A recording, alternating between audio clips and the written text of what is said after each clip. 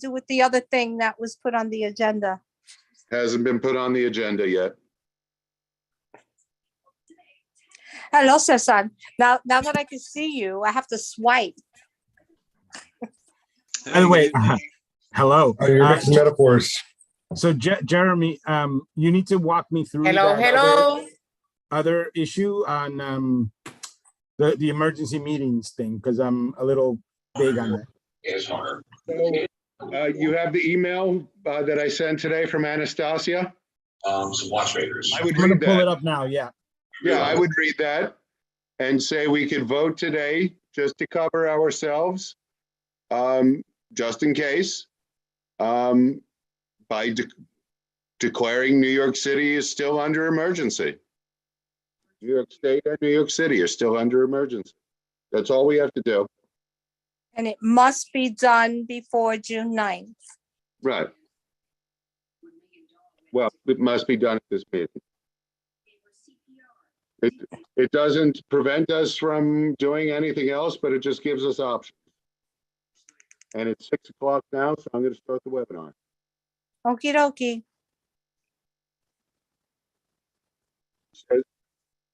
Says that we're still short, well short right now of a quorum. Mhm.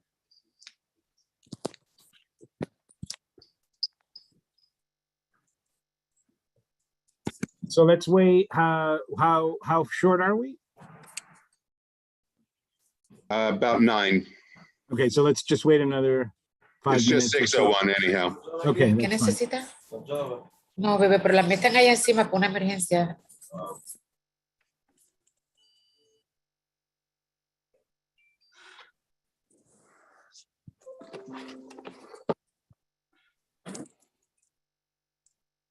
Oh, come on. How do I mute, Jeremy? Oh, I see it. Got it.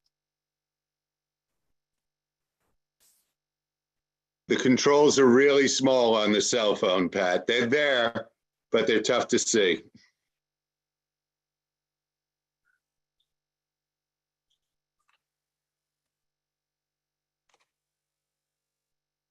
Jeremy, I guess the state of emergency is going to be the first thing on the agenda then, right? That's the first No, it's item. not on the agenda now. You would have to amend the agenda. Got it. You could put it as, amending or adopting the agenda is 4. You could make it 4A. Got it.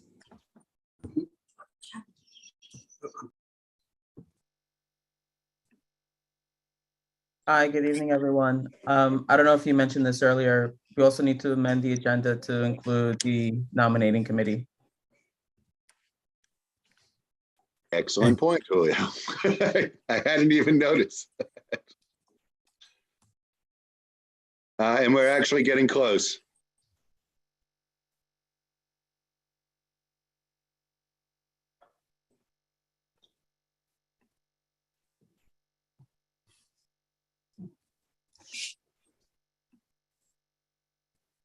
Javier, is that you?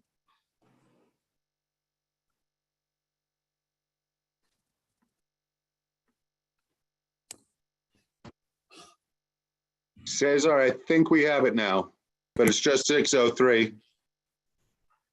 Let's wait another minute and then we'll get started.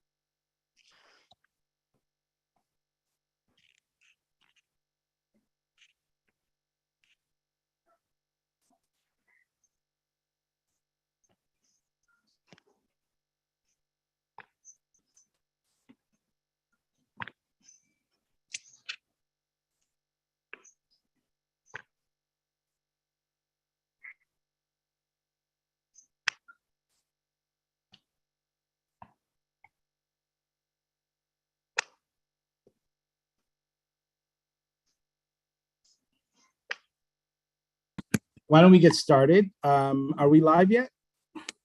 We've been live for about 5 minutes. Got it. Okay. So, good evening, everyone.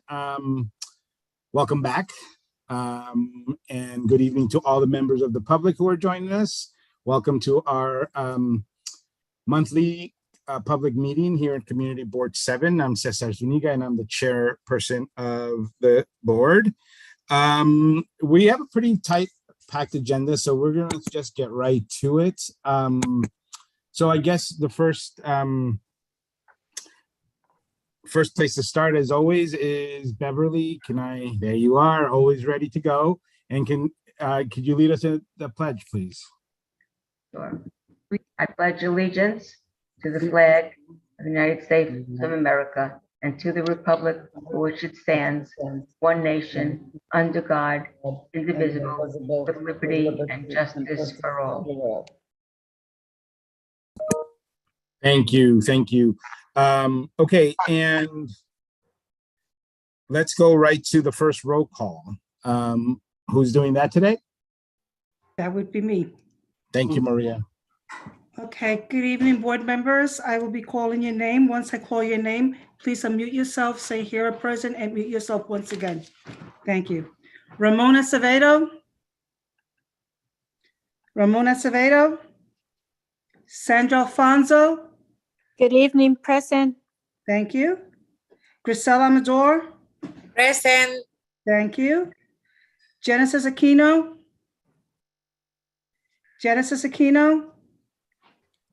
Nicholas Azadian. Present. Thank you.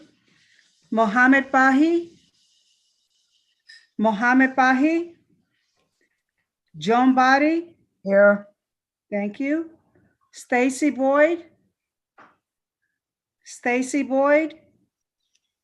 Gladys Bruno.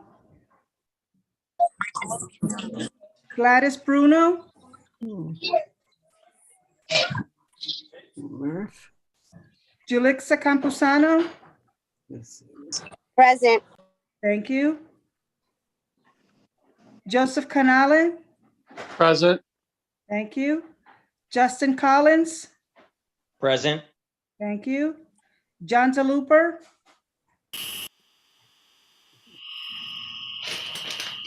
I see you. Thank you. Please stay muted until Maria calls your name. Beatrice DeSapio. Present. Thank you. David Estrada. Here. Thank you. Cynthia Felix. Present. Thank you. John Fontillis.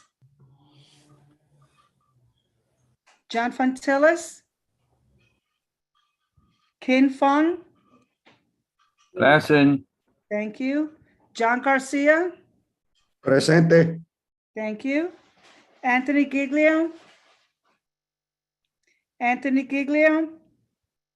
Cynthia Gonzalez. Here. Thank you. Hector Gonzalez. Kenny Guan. I'm here. Thank you. Nicole Huang. Yes, Thank you. Zach Jacy. I'm here. Thank you. John Johnston. I'm here. Thank you. Thank you. Beverly Kleiman.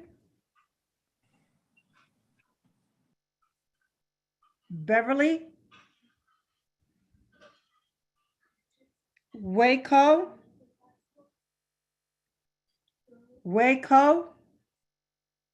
Joseph Lara.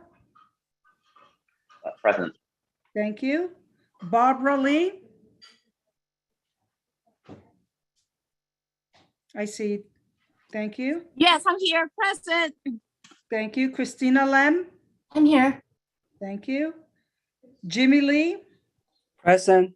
Thank you. Paul Mack. I'm here. Thank you. Antoinette Martinez. Aurelis Martinez. Marilyn Melman. Here. Thank you. Dan Murphy. Present. Thank you. Gloria Rodriguez Navoa. Gloria Rodriguez Navoa. Julio Pena III. Present. I'm here, Hector Gonzalez. Okay, Hector, Yes. thank you. Rovika Rashkashan. Here, thank you. Thank you. Karen Rolnick. Present. Thank you. Pat Ruiz. Here. Thank you. Sam Sierra. President, good evening, everyone. Thank you. Victor Swinton. Present. Thank you. Cindy You're Vander welcome. Bosch. Present. Thank you. Catherine Walsh. Present. Thank you. Fred Wolf. Fred Wolf. Cesar Zuniga. Cesar. Present. Present. Thank you. Thank you. Beverly Kleiman. Present. Thank I don't know you. what happened. I lost my sound, but I came back. Okay, thank you. Roll call has been called. Thank you, Maria. Okay, so I am now officially opening up our public meeting for, I guess this is May already. And let's go right to the adoption of the agenda. I know that there are some additions and amendments to the agenda, so I guess the first one that I want to add is the nomination committee will do a we'll make a presentation today, so that's not on the agenda. So I'm going to add that, and I'm also going to add a vote that we have to take on a declaration of a state of emergency, so that we can continue to meet virtually. And I think we all prefer to do that for now. Can we unmute? There's a lot of background noise. Yeah. Yeah, that's a great point. Can I ask everyone to mute themselves? Okay, is there anything else that we need to add to this agenda? Otherwise, Motion to adopt agenda as amended. I Great. make a motion to adopt the agenda as corrected. Okay, great. So moved by Julio, seconded by Joan. Thank you. Okay, so let me get right to that. The first right. So in order for us, and Jeremy or Julio or someone else may need to help me with the language. So in order for us to stay in this virtual modality, we were instructed by the borough president's office to adopt a declaration that It was actually the law department that suggested this. Oh, I'm sorry, I'm reading this wrong. Okay, so the law department suggested that we adopt a declaration that begins on June 9th. In it, we should state the need to hold meetings. Hold on, let me just make sure I'm reading the right language. All right, so let me just read you the whole context here. So your board can stay virtual as long as there is a New York State or New York City state of emergency in effect. The city's state of emergency is likely to remain in effect for some time. However, in order to continue to have virtual meetings for the duration of the state or the city state of emergency, your board needs to adopt a declaration at the beginning of its next meeting stating that there is a state of emergency in effect and state of emergency in effect in New York State and in New York City, and the circumstances of the state of emergency impair the ability of the board to have in-person meetings. So that's the language. I am going to make a motion for us to adopt that language so that we adopt the state of emergency, the city state of emergency, so that we can continue to meet virtually. So is there a second to that? Motion. Pat, motions. Okay, so Pat seconds the motion, and do we need to do a roll call vote, or can we just do this through unanimous consent? Can I ask everyone to please mute? It's very distracting to have all the background noise. So can I just, are there any objections to doing this through unanimous consent? Okay, seeing or hearing none, motion carries. Thank you, everyone. Okay.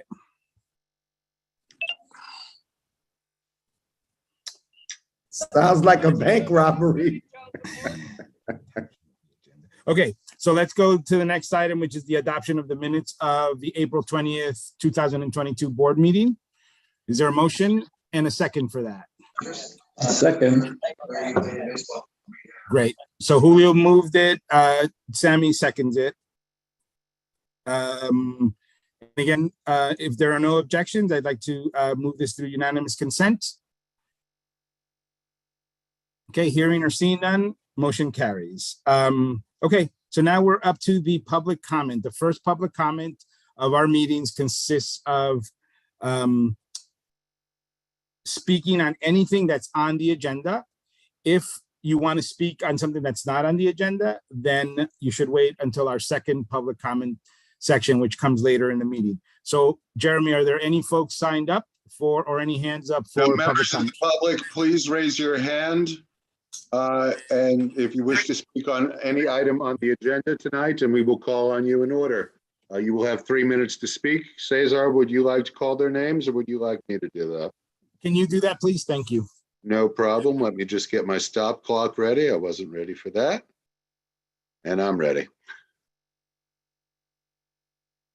I have Felix Vasquez first. Felix, you can unmute yourself. Okay, go ahead. Now. Hello? Felix Vasquez, you Mr. Vasquez, you have 3 minutes. Felix Vasquez. Going once. Going twice. Felix Vasquez. Go. You just Here.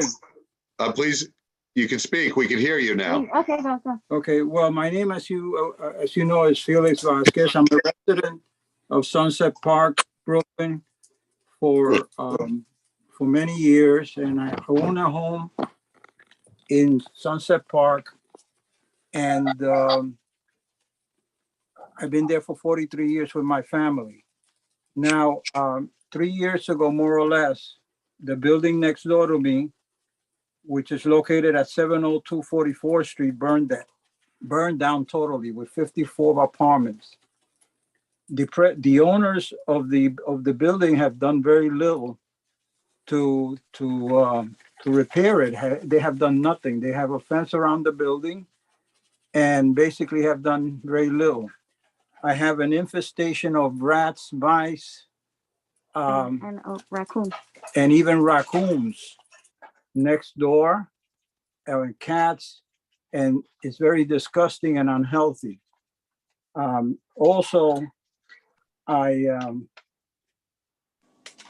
feel that the owners should have a timeline of when they're going to start repairing the building, because it's not fair to any resident, including myself. And my house is right next to, adjacent to the building. And you have PS 169. And then there's PS 169 right next door, across the street, And the daycare. and the daycare center. So now that the building, when it got the fire, it lost the roof and all the windows.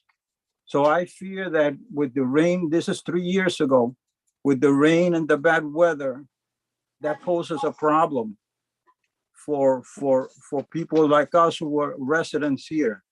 Is there anything that They could do with the roof. that the board could help me with to put pressure on these owners for the to roof. repair the roof, or put a temporary roof on it, and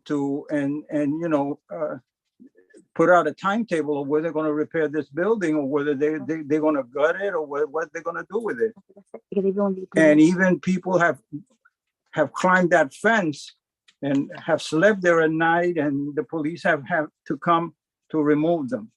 So that's my question, and I want to thank you for listening to me. What should I do? Mr. Vasquez, I would invite you to reach out to the community board. I would be happy to speak to you on this issue.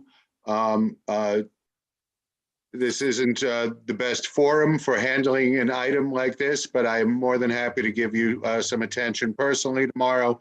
My name is Jeremy Laufer. You could call the board office at 718. Oh, wait, let me get a pencil. Yeah. You got it. 718. 854 Go ahead. 0003. And your name again is? My name is Jeremy. Thank you, Jeremy. My name is Felix. Okay. Thank you. I look forward to speaking And to you. I thank you for listening to me. And You're welcome. we need help because my entire family lives here, and I have three young grandchildren. And that building creates a very bad problem because it has no roof. Okay, thank you, sir. We do need to move on, though, so thank you. Okay, thank you. Okay, Cesar, you have a anyone board else? member with a hand up. Okay, go ahead, Cynthia. Hi, everybody. My question refers to the return to, well, I'll call it in-house meetings, right? A couple of board meetings in the past, I raised the question about that because given the numbers of people, that are going to go back there to the community board office room to meet, that space is not, it's not suitable for the numbers that when we congregate in person. It especially during a pandemic where you're supposed to kind of like keep somewhat of a distance and whatever. So I don't recall what the answer to that was the last We time. just answered that tonight. We just answered that tonight when we all, when all the board members adopted by unanimous consent the emergency declaration that New York City and New York State have, which allows us to remain in the virtual platform while we are still in an emergency. Right, but my question refers to when the emergency is over. When the emergency is over and we're not required to do this, virtually anymore. Right, Cynthia, I'm gonna speak to that in my report because we in the executive committee we had a discussion about this. So I'll tell you where we are with all of that planning, but for now we're virtual and we're going to stay virtual for the time being. But I'll talk more about what the plan and what we need to get back to the in-person or the hybrid modality. So I'll talk a little bit more about that when I present my report. Thank you, Cesar, but I had to ask the question because it refers to the agenda. So yeah, you brought it up. 100%. Yeah, okay, yep. Thank you. You bet. Okay. Any other comments, public comments? I see no additional hands. Okay, so let's go right to the committee reports, and I guess let's start with the special subcommittee on last mile trucking facilities because there's probably going to be somewhat of a discussion here. So I'm going to turn the floor over to Katie, who is going to present a report.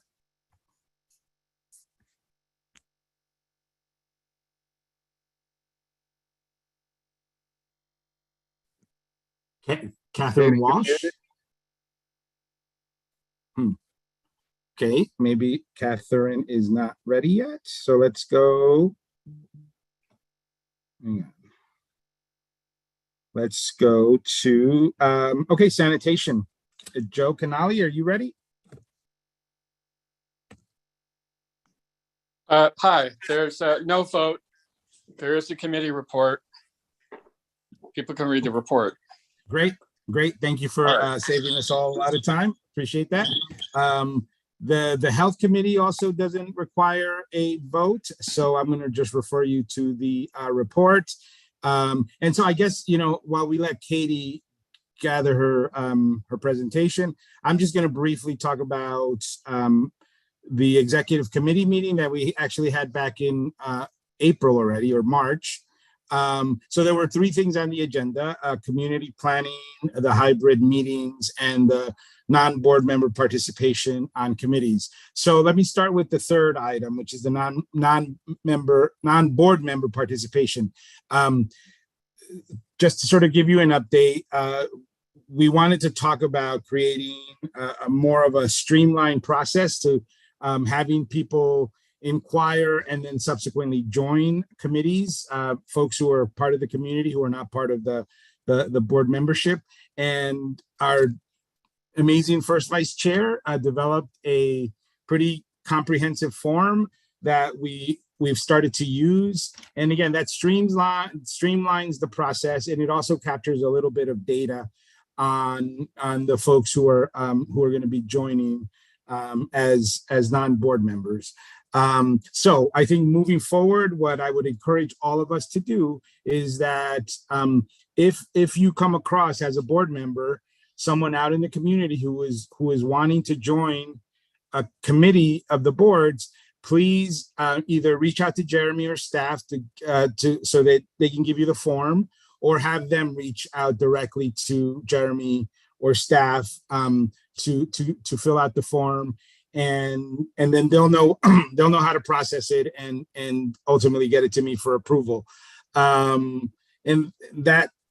that way we avoid all of the different channels that people sort of try to use to get onto the committees. It got too confusing. I lost track of stuff, and I think this form really is going to help us manage it a bit better.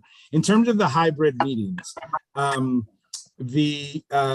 we talked about, Cynthia, just to kind of allay some of your concerns, I think what we talked about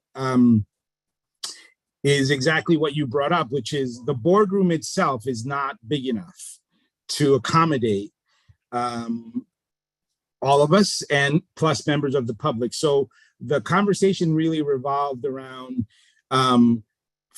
utilizing other parts of the building, like the library or the lobby. But in order for us to do that, and that way we can spread people out a little bit more, in order for us to do that, we need additional equipment, like PA systems, like a television, so that we have the capability inside the boardroom to broadcast the meetings, but we don't have the equipment to amplify the sound or to show the picture, for example, if we used the library space. So I think my recollection, and Jeremy, correct me if I'm wrong, you were going to continue to look into finding the resources for us to purchase such equipment, maybe through the council member's office, and you were going to continue to get more information about the actual equipment that we're going to need. I don't know about looking for resources outside of our office. However, I am waiting on a budget estimate to make our room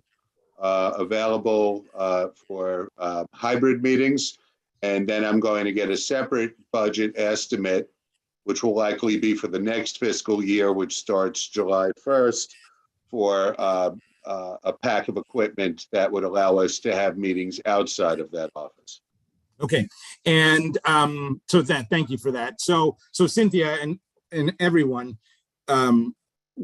we are well aware of the limitations that we have inside of the boardroom. And so again, the idea is to figure out a way of just creating more space for ourselves once we have the right kind of technology and equipment to do that. So that's an ongoing conversation. That's going to be an ongoing discussion. And I want to emphasize that the way back to fully in person is through having a hybrid model, right? So where folks may decide not to come in person, and that's okay, and that's why we need all of this infrastructure, because part of what we're going to try to do is a hybrid approach, where if you don't feel comfortable coming down to the board, you can continue to join us in this modality, and those folks who do feel comfortable could actually go in person. But again, even in that situation, we want to make sure that we're being safe and that we're sufficiently physically distanced from one another. Yeah, I think that's really it. So, and then the final thing on the community planning, that was a really good conversation that we had, and what I think for me, the biggest takeaway for the community planning was the idea that we should, that we really should look at this process of community planning and assessing the needs of the community. We should look at it from the perspective that the board is the convening body, right? And that was really a compelling argument to me. And so part of what we agreed to do, and this is ongoing, is to reach out to other community based organizations and stakeholders, and to reach out to academic institutions like Wagner, like Pratt.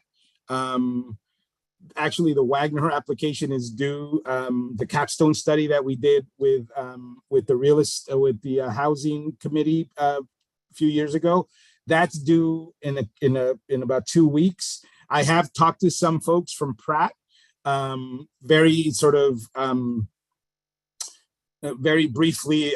We agreed that we would, when I got back from a trip that I made, that we would get together and talk a little bit more about what they could offer. And one of the things that's exciting to me about the Pratt conversation is that they really champion a participatory action research method, which could be an amazing opportunity for us to use PAR methods in the work that we want to do around some of this planning stuff.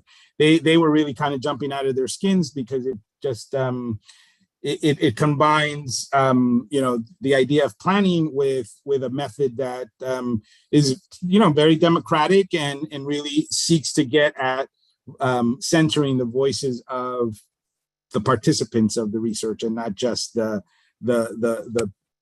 investigators. So I will circle back at the next public meeting around further conversations with them. And let you know and give you an update on how we're going to move forward with that. Okay, so that's it for my report. Katie, I'm glad you're back because you're next, but there are some questions. So Cynthia Gonzalez, go. I'm sorry to beat a dead horse, but this whole point of going back. Since we began the virtual meetings, it has been my observation that we have far more participation in not just the board meetings, but also the committee meetings. So why would we go back? Is there a reason? Is this like a mandate? I just need to know if it's absolutely necessary. Yeah, it is. It is necessary. Why we would go back. So again, let's be very clear about what we're proposing to do, because I totally agree with what you just said, which is actually a really good thing. And you see it across a whole bunch of spaces where the virtual modality really became, it increased participation across a whole bunch of modalities. Now, the reason why we would go back is because just like, there's a lot of folks who really leaned into this modality. There are a whole bunch of folks who haven't. So what we want to do is have the best of both worlds, right? So again, we're not talking about going back fully in person. We're talking about a hybrid approach, and that's why we need the technology so that people for whom this modality works, beautiful. This is the way that you can engage. You want to participate this way, great. But for people for whom the in-person modality works better, we want to have that option available. So for me, the going back to a hybrid, or not going back to, adopting a hybrid approach where we have this modality and the in-person modality just increases the opportunity for people to participate. So that's really why I'm kind of like interested in moving the needle on that, because it just expands opportunities for people to participate. So again, I want to be clear that we're not proposing to go back fully in person, because that then I think the implications for that idea is that we would get rid of the virtual modality. And I certainly don't think we should get rid of it. I think that should continue to be an option because, you rightly stated, people are engaging more and we should leave that open. Cynthia, we are also subject to the state's open meetings law, which does require meetings to be held in public. There's However, that too. During Yeah. the emergency, we have been allowed to remain virtual. There have been discussions about changing that law. Yeah. Okay, Cindy Vandenbosch. Yeah, I just, one thing I wanted to say about the hybrid model too is I think we've learned from the pandemic that people with disabilities or caregivers, like we want them to participate in meetings too. And so by having a hybrid model, it increases accessibility. And even for people that have, you know, hours where they just can't make it in person to the meeting, but they can make it virtually. But I just wanted to ask, because we're coming up close on the fiscal year, do we actually have room in the budget where we could purchase some of this technology that we need prior to the end of the fiscal year? Because we're really close to the end of the fiscal year. And I'm just wondering if there's some wiggle room there. That's a great question, Cindy. We do. We should be able to upgrade our room this year to be able to handle a hybrid model within that room. And then we're going to get a separate budget estimate for the next fiscal year for being mobile. Thanks for the clarification. Pat.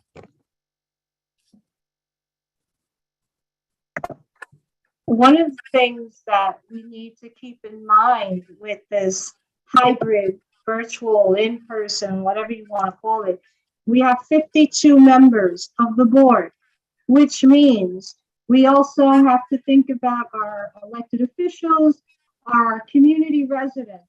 Yeah. So that means we don't have room for everybody. So we're going to have to come up with a method for RSVP and telling someone, I'm sorry, but we don't have enough room for you, whether that's the community or the elected officials themselves and their reps. So, you know, I think it's a great idea, but we do not have the space to hold 6 feet apart X amount of people. So I just want, you know, people to keep that in mind for those who are like excited about going back. Thanks. Yep. Thank you, Pat. You're welcome. Okay. All right. Anything else? Any other questions from my report? Otherwise, we're going to move right to Catherine Walsh. Okay, good. Catherine, the floor is yours. Yeah, thank you. And I'm sorry, I also realized terrible lighting. I'm sorry. I work at a climate change organization and we're running a workshop today. So I'm had to make sure I didn't get kicked out of this room. So sorry if I missed when you called on me, Cesar. So this is for the committee report for last mile trucking. And you'll see it's noted that there's a vote we had posted for a vote tonight. And I just kind of want to work backwards and give everybody an update. Of course, I've done this in other meetings, but just to say where we are and where we've come from. This May, so this special subcommittee on last mile trucking, this May marks a year that we have been convening and focused on this issue. And in that year, we have had a series of conversations that have been, convened, bringing electeds together, of bringing agencies together. That first meeting in May was really a big listening session. There were a lot of residents that also showed up from Red Hook, from Community Board 6, over 100 residents, neighbors, folks coming and talking about the impacts from last mile trucking, but specifically trucking, what it means for transportation, what it means for infrastructure, what it means for air quality and overall quality of life, and just understanding the compacted issues happening as a result of the last mile facilities going up. We had the Department of Transportation and the Department of City Planning came last July to the community board, to the subcommittee, and talked about what they perceived as their limits and their roadblocks to be able to take action. Department of Transportation really referred back to Department of City Planning to say, unless there was some type of zoning text amendment or some type of change in the zoning, that they're, again, this is from the agency, but that their hands were tied in terms of what they could do. And Department of City Planning, again, leaning back on talking about zoning from a city perspective of what's possible. So that really was a bit of the agencies laying down a roadmap in terms of what would need to happen at the city level to what would be required to tackle this issue of last mile. So the two agencies kind of giving us this roadmap of what would need to happen. You all participated in a vote that we had in December after our committee had pulled together a series of the impacts and understanding of what was happening in the district. We had passed a letter that was going out to the agencies, that was going out to the electeds, asking for a series of meetings. So when we met last October as a committee, we pulled that together, and then this community board voted unanimously a letter of support that started to go out to different electeds and agencies in the early part of this year in 2022. We have received a lot of response to that letter, to that call to action. Again, the letter was talking about what solutions were possible, from Congresswoman Velasquez to Senator Savino to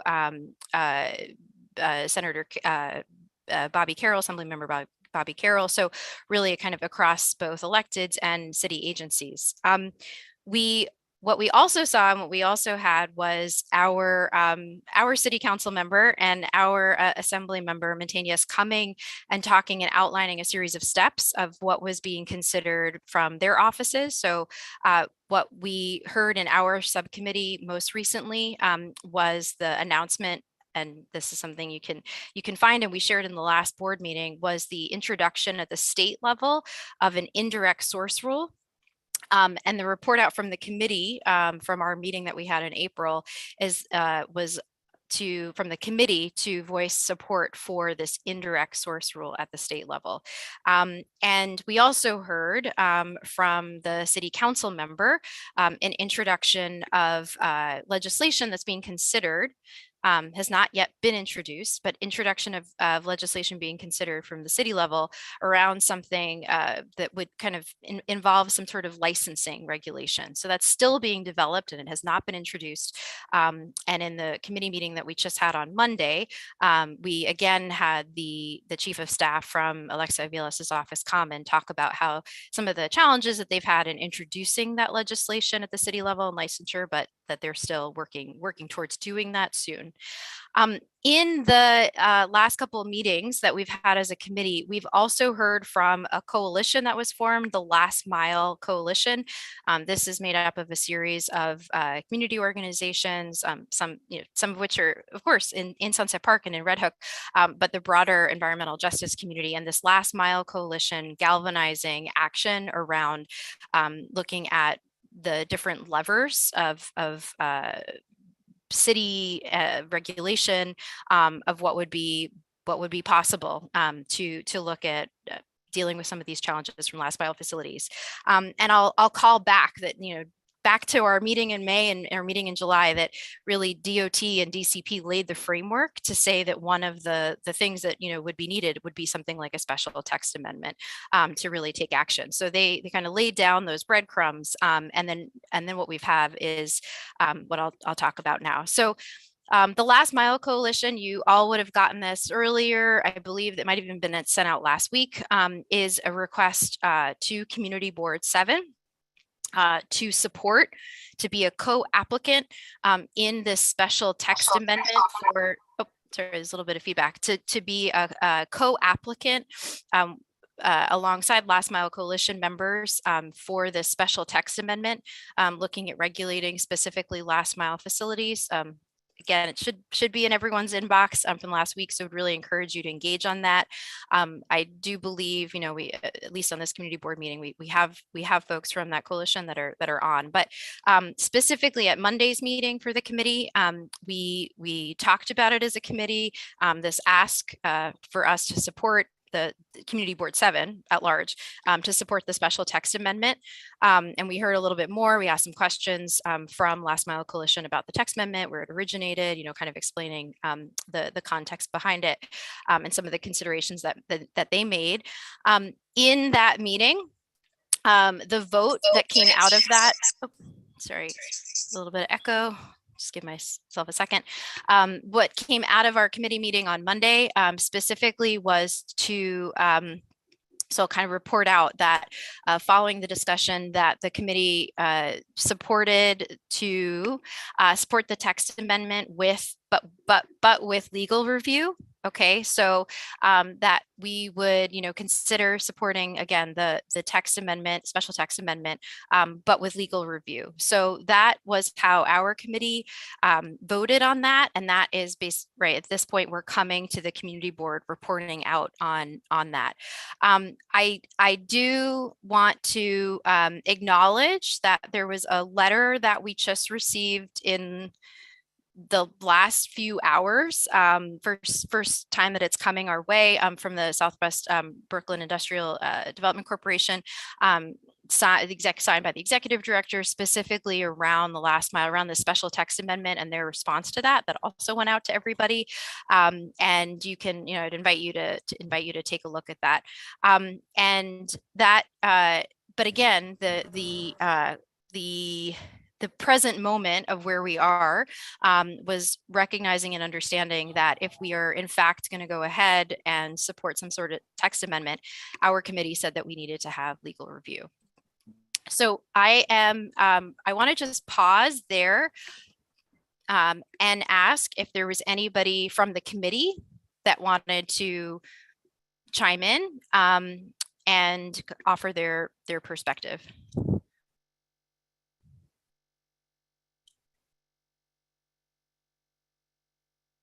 I see Zach JC, I see Nick Azadian, I think I see John Fantillis. So in present order, why don't we go Zach JC?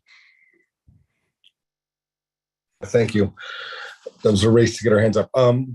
Very, very concise and a good recap. And I think taking this letter into account and what our reservations were, waiting for legal counsel to read this over, that's not associated with the Last Mile Coalition. I think that the most appropriate way is to move forward is to not have any sort of vote on signing on to this text amendment, because there seem to be some pretty major parties that don't feel like they've been fully consulted yet, and move forward that way. So that would be my 2 cents. So if that's pulling back my vote for the unanimous consent from the other night, or just if this is a friendly amendment to just table this vote and speak with more parties. Thank you. Thanks, Zach. Yes, we'll go to, so Zach is a member of the committee, was part of that unanimous consent. Nick's also a member of the subcommittee. Do you want to jump in, Nick? Certainly. Most of what I'm about to say is going to be very similar to what Zach had mentioned. Again, Katie, we thank you for all the work and what you've been doing. And specifically, I think that if we do not hold the vote tonight, we allow the time for both legal review and also to consult the additional parties. We could probably hold that vote for the June meeting, and that would allow for enough time to further consult and at least hear everybody out, and then we can always decide what we want to do. But I think that would be appropriate at this time. Okay, I'm just going to give deference to the committee members, and then I will jump. John, I always do this to you. John Fantillis, do you want to jump in? Sorry, I just walked into the house. I would just say that, we're a committee, right? And we're a community board, and we can do anything we want, honestly. And I think, just to be clear, what you were bringing to the full board tonight was a recommendation to adopt support of this proposed zoning text amendment. Now, if not everybody has read the zoning text amendment, I think we should all do that, just so we have an informed vote. I myself have not read Jesse Solomon's letter yet. But I will shortly. But I do think that, at the end of the day, it's a multi tool. We need a lot of tools in the toolbox in order to affect change for this project. And the zoning text amendment should not be seen as an end all. It's just one tool in the box. The indirect source rule, I think, actually has a lot more teeth to it. And if the Assembly and Senate can pass that, I think that'd be quite helpful. And frankly, I was, because I didn't know this, but if if Representative Velasquez has been supportive of this, I think that's even better, frankly. If one takes a look at what happened with Industry City, not much happened until really the feds, the federal elected officials, sort of all weighed in on that as well. So I would just say that if we all want to review the letter that Southwest Brooklyn has sent, if we want to read a little bit more about the zoning text amendment or this issue in general, I certainly think delaying a month for review would be perfectly fine. Great. And just to correct the record, so what we heard back from Congresswoman Velasquez's office was a response to the letter from the board in December, requesting a meeting that we would, consider what are all of our options, and we wanted to have a meeting. So that was what the response was to, just not specifically on any type of legislation. I stand or sit corrected. Okay, great. Thank you, Katie, really. Yeah, just for preciseness. Okay, so I don't see any other of the committee members. So again, right, we've got Zach and Nick and John, who had all supported this, unanimous consent the other day. But so now I do want to open it up to board members with questions or comments. Justin, you had your hand up, and then I'll go to Julio. Sure. Thank you, Katie. And first of all, I just want to say, I really appreciate the thoughtful work of the committee. And I think, I really appreciate, the deliberation you've taken throughout all this process. And I think you're thinking about a lot of the right issues. Obviously, I live in the neighborhood and share a lot of the concerns about air quality and last mile trucking. And at the same time, I think, given Jesse's letter, and also just to be fully transparent, I used to work at Southwest Brooklyn Industrial, and I'm still in contact with them, although I definitely don't speak for them. But I definitely understand their concerns about ensuring that the industrial community is consulted on this particular special permit, given some of the concerns around how this will impact existing warehousing that's happening on the waterfront, and some of those employers, and ensuring that some of those stakeholders are at the table. And again, not to say that they weren't part of the broader process, but specifically with regard to this proposed special permit. And then groups like, the Pratt Center and the folks in the Industrial Jobs Coalition, and some of the folks who might have some informed opinion around how this could impact the broader industrial waterfront in Brooklyn and in the neighborhood. So I do think it's a good idea. I'm encouraged by the fact that, given the letter and given some of the other concerns, that the idea of delaying the vote by a month to give us really time to dig into the document, et cetera. I like that that's being floated, because again, I'm not saying that the special permit requirement is a good or bad thing. I think it could very much be a good thing, but I do think those of us not on the committee, giving us some time to really wrestle with it and potentially to add just some more stakeholders to the conversation would not necessarily be a bad thing. Thanks. Go to Julio and then Cindy. Thank you. I guess I have two questions, and I guess I'm starting to get a little confused on some of the letters and emails. What the last mile committee meeting voted on was the actual text amendment that were 2 documents from the email a couple of days ago. Is that correct? Not the last mile energy policy draft letter? No. We voted on the special text amendment. Okay. And there was a context document that was associated with that. That's what we discussed, and that's what was voted on Monday's meeting. And the second part to that question is the text amendment that was voted on, that came out of committee in support. The committee supported that, and that vote was by unanimous consent. But we said with legal review. That would, okay. Right. Okay. Okay. So that's now at the board. Okay. So I'm gonna let's let Cindy getting her comment or question, and then I'm going to kind of jump in here so we can kind of move this along, and because I think I have a way forward with this, listening to everyone. And yeah, go ahead, Cindy. Yeah, so I just wanted to, in a way, echo Justin Collins' sentiments. As many of you know, I also do educational and tour programming that sort of shines a light on the work of industrial businesses in the district, and know many of these businesses, and then also have done programming for Southwest Brooklyn Industrial Development Corporation for the workforce development training. And I just, so I just wanted to disclose that. If we were to have a vote, I would likely vote present.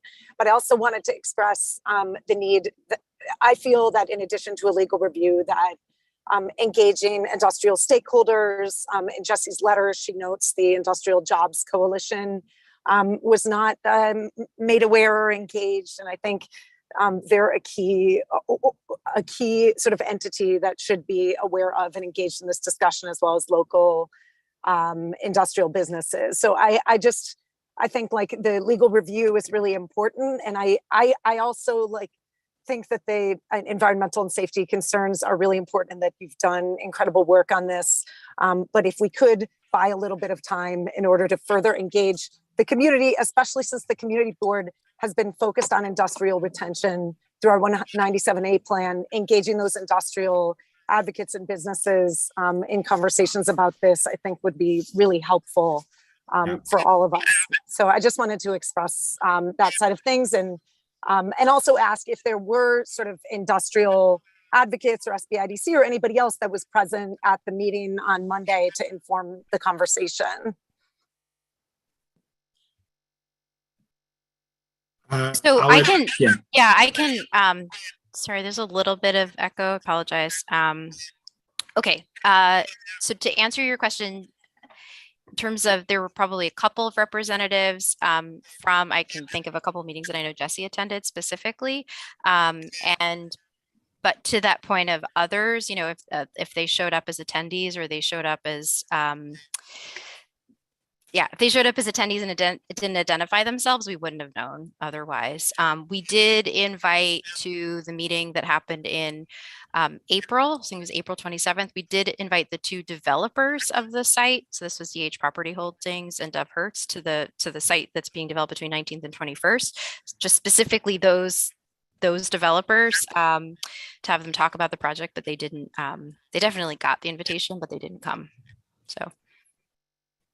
Okay, Cesar, I don't. Yeah. So Gloria has her hand up as well, but I'll turn to you. Gloria, did you want to speak on this?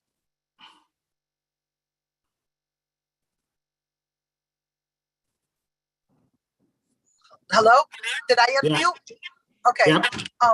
I fully understand the need to have all the businesses and the industrial park there and all that. But let's not forget the reason we talk about it. It's because of the health of our neighborhood. So let's keep our thumb on that wheel. That it is because more people are getting sick, and the impact of that last mile. And Katie, Catherine, I can't thank you enough for putting a light on it. But let's not forget that portion. Yes, everybody needs to be there, but we do have to keep in mind there's so many schools and so many people living down there, and so many people that need for us to keep them in mind.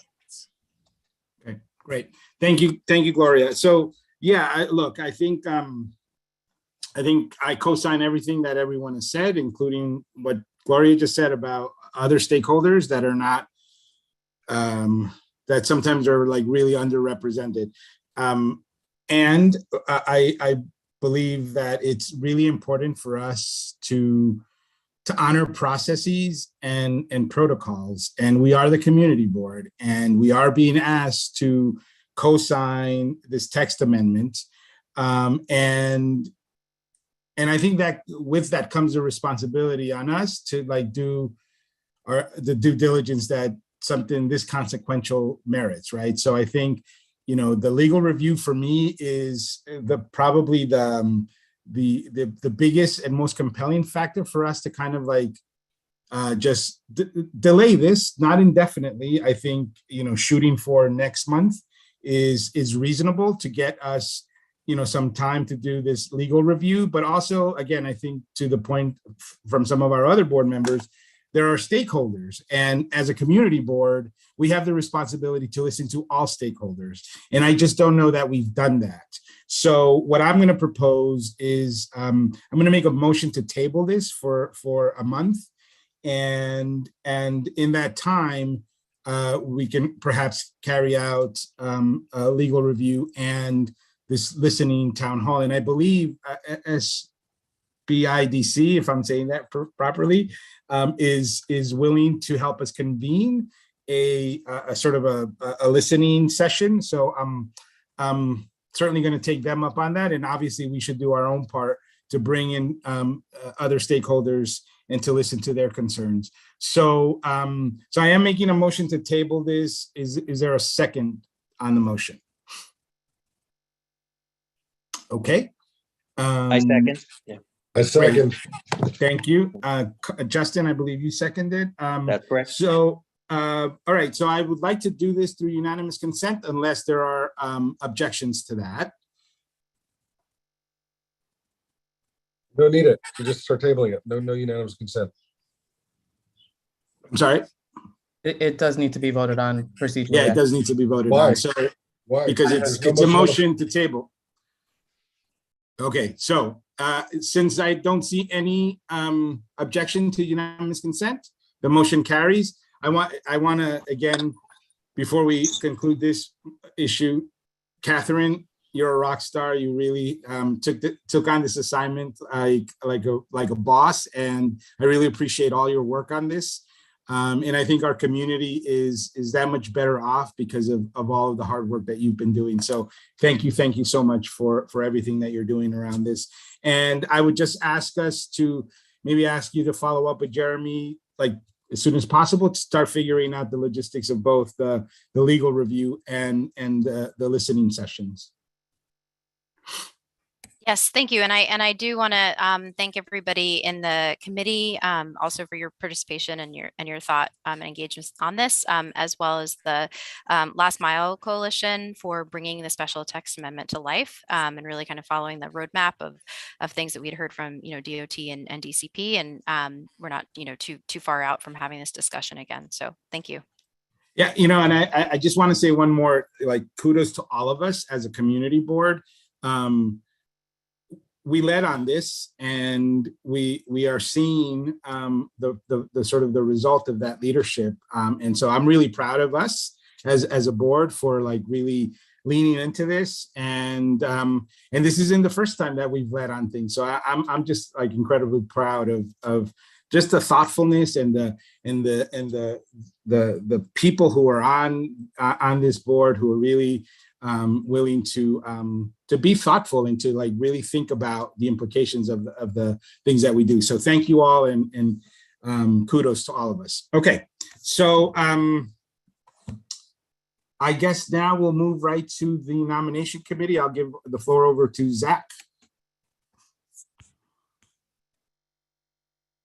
All right, thank you very much.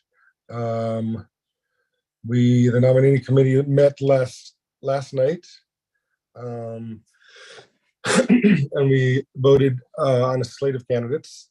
So the way we'll proceed, as per bylaws, we will read off the slate of candidates that the nominating committee voted on, read off the entire slate, and then we'll go down the slate, starting with the chair and down the line, and we will ask for the person who's been nominated by the slate to accept the nomination, and we'll open it up to the floor to take nominations from the floor. If you would like to nominate from the floor, please raise your hand, and Jeremy will call on whoever has their hand raised, and we will follow suit that way.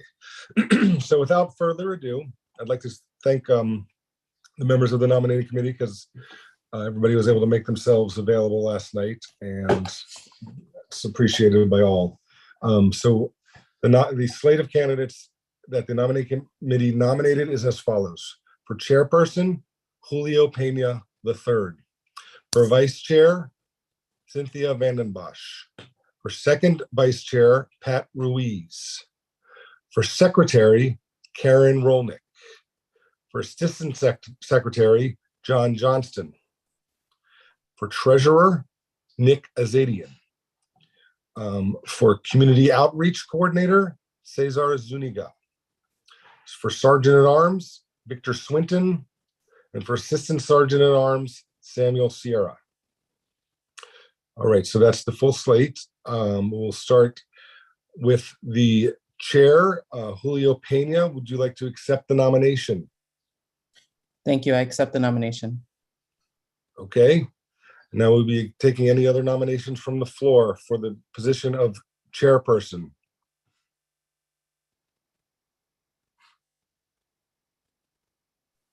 Cindy Vandenbosch has her hand up. I just have a point of clarification, Zach, just for board members who maybe weren't there last night. Anybody can nominate themselves or someone else, correct? Correct. We're taking nominations from the floor. Anyone can nominate from the floor.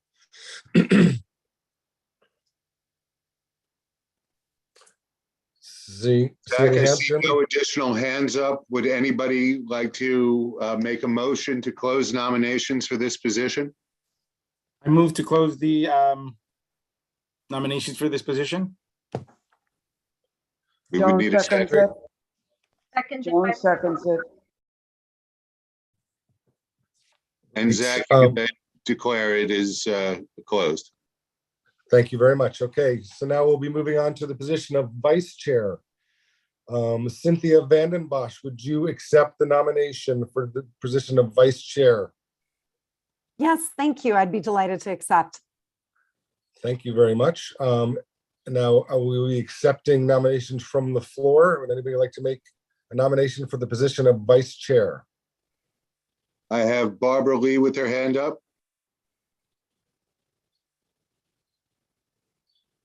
I'd like to nominate Pat Ruiz.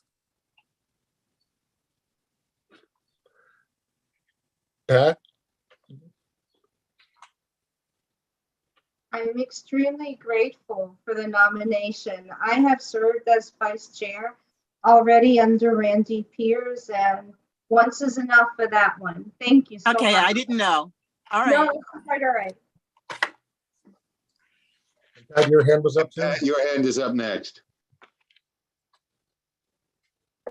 I was looking to nominate Nick Azadian as first vice chair of Community Board 7.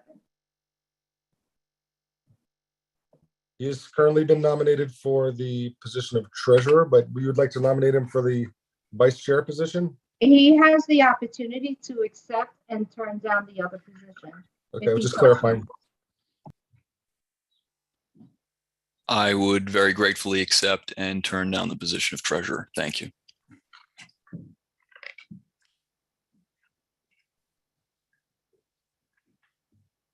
I have Sam Sierra next. I know, Pat beat me to it. I wanted to nominate Nick as well.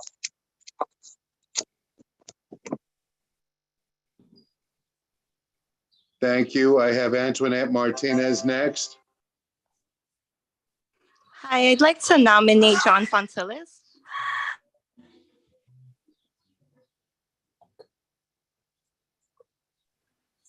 Hi, John here. Antoinette, I really appreciate it, but I would like to take my name out for consideration. I appreciate the thought, though.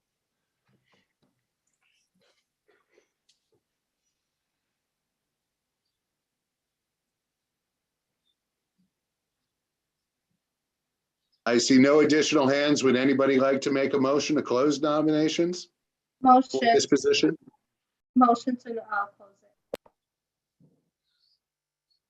Second. Zach? Okay, moving on to the position of second vice chair. Patricia Ruiz, do you accept the nomination? Yes, I gratefully accept it. Okay, any other nominations from the floor?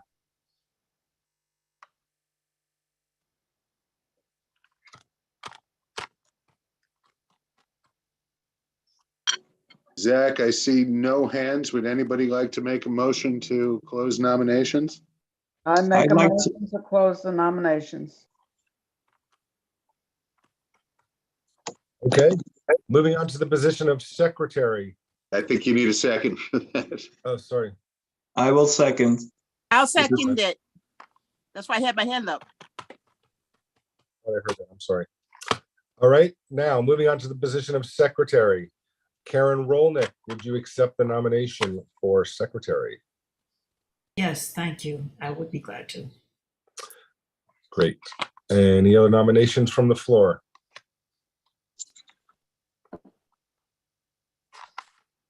I motion to close this nomination. I'll second the motion. Okay, next position, I see Antoinette's hand is up. Is that too late?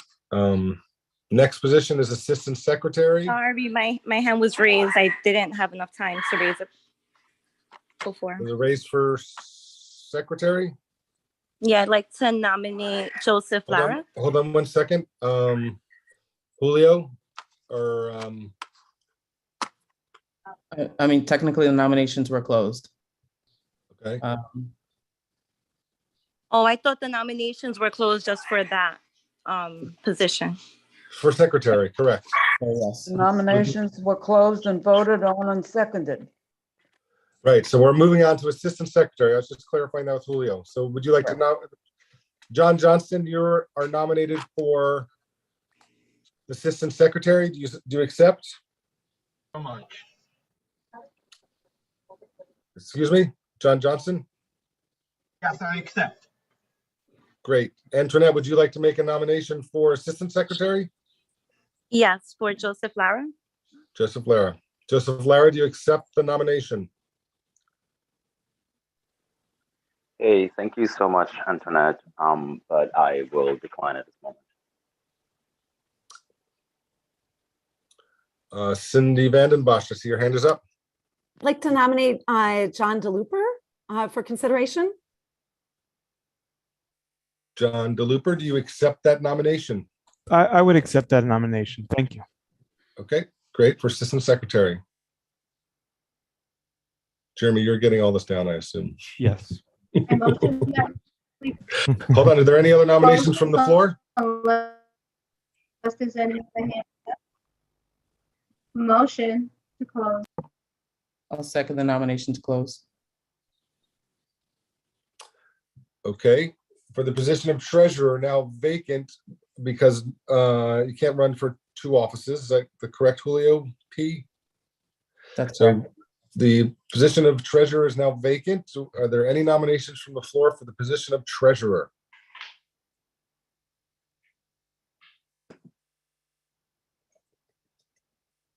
Pat? I'd like to Caroline? nominate, hi, can you hear me now? Okay. Yes, yes. I'd like to nominate Cynthia Felix. Cynthia Felix, hearing your name, do you accept the nomination? I do accept the nomination. Thank you, Pat. You're welcome. Great. Fantastic.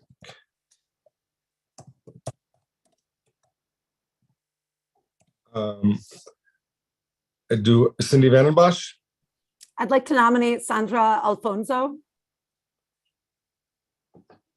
Sandra Alfonso, hearing your name, do you accept the nomination for the office of treasurer? I do. Fantastic. So we have 2 candidates for treasurer. Any other nominations from the floor?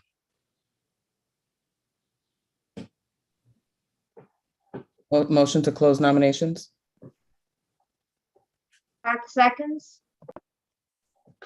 Okay, for our inaugural position at our new community outreach coordinator, as our new community outreach coordinator, excuse me, Cesar Zuniga has been nominated. Cesar, do you accept the nomination? I do. Thank you. Are there any other nominations from the floor? Antoinette? Hi, I'd like to nominate myself. Antoinette, do you accept the nomination? Yes. Sorry, I couldn't resist. Fantastic. Antoinette and Cesar, any other nominations from the floor?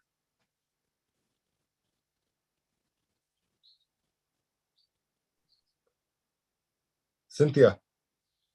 I was gonna nominate Antoinette, but she did it herself, so I didn't get a chance to put my hand down. Okay. And she gladly accepts. Motion to okay. close nomination. Motion to close nomination. Okay, that's a second. Great. Okay, moving on to Sergeant at Arms. Victor Swinton, do you accept the nomination for Sergeant at Arms? Yes, I do. Excellent. Cindy Vandenbosch, would you like to make a nomination? I'd like to nominate Christina Lem. Christina Lem, do you accept the nomination for Sergeant at Arms? Thanks so much. I'm really flattered, but no thanks.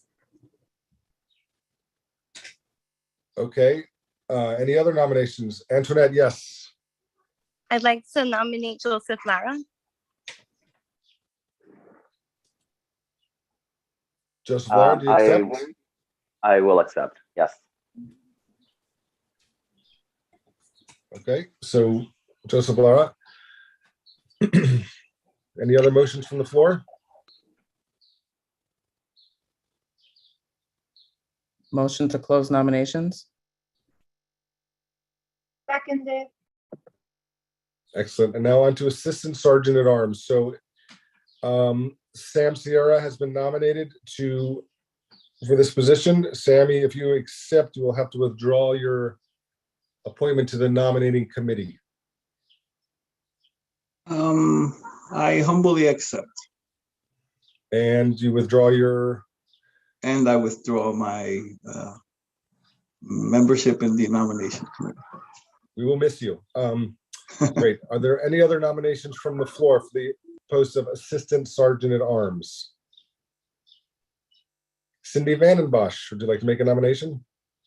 I'd like to nominate Jimmy Lee. Jimmy Lee, would you like to accept this nomination? Thank you. Yeah, I will accept the nomination. Thank you. Fantastic. Any other nominations from the floor? Motion to close nominations. Second the motion. Your pattern here. Excellent. So we have our full slate. Jeremy, if you'd like to read over the full slate, and then if you'd like to take the floor and explain to the board how the actual vote is going to take place. We are all very excited. Okay.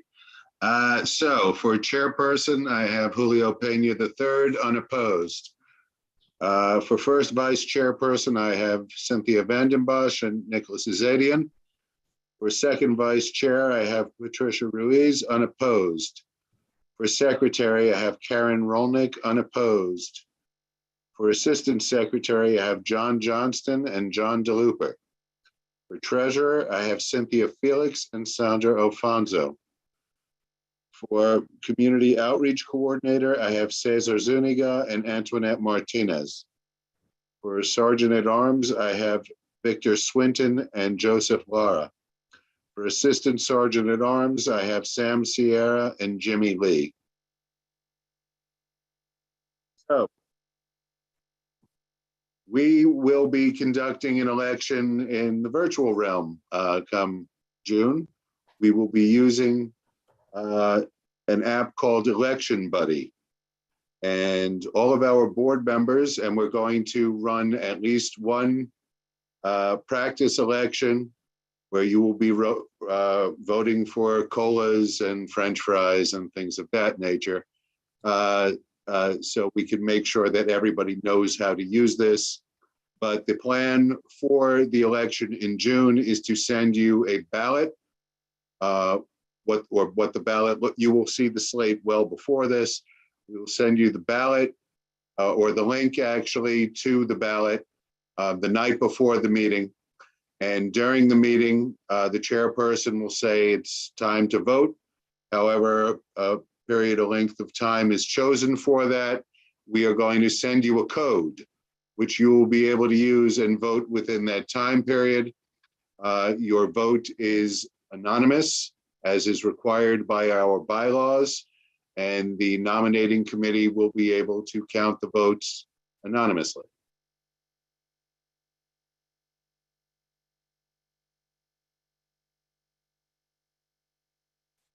Zach, I see is a hand up.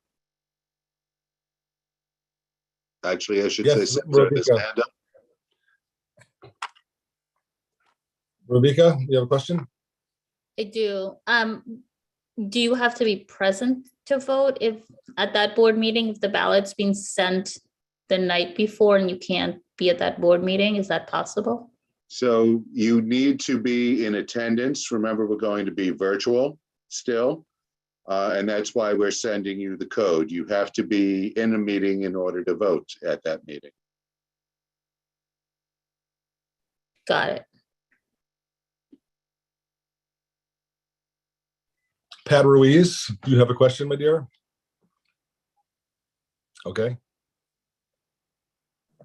My question is, how many reminders would we receive to ensure that everyone doesn't miss that email reminding them or first telling them you're going to be getting a code in order to vote? This way people cannot say they didn't get it, they didn't see it. If they get it a couple of times up before the actual voting, it'll help with the numbers. Well, look, Jeremy's talking about 2 practice votes over the course of the next month to make sure everyone's, and then the code's going to be sent out during the meeting. So anyone who's in attendance to the meeting will be sent the code and then confirm if you did not receive the code. So it's those are the safeguards. People are reminded a few times. Yes, so we're going to have they'll have 2 votes during the course of the next month to practice with this format. And then people who are in attendance at the meeting next June, this June, will be sent a code and we'll all be in attendance and we'll be able to confirm that they have gotten the code and submitted votes. Pat, when we send the link, we can get a return response from the email so we know that people have received it. Karen Rolnick, you have a question?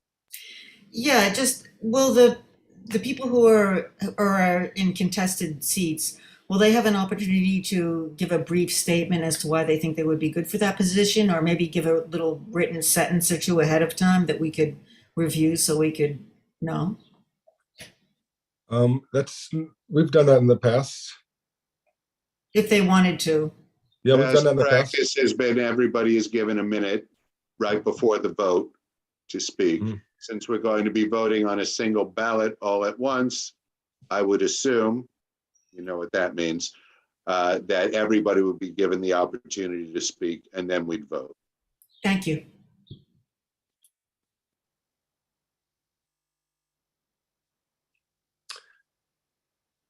Any other questions?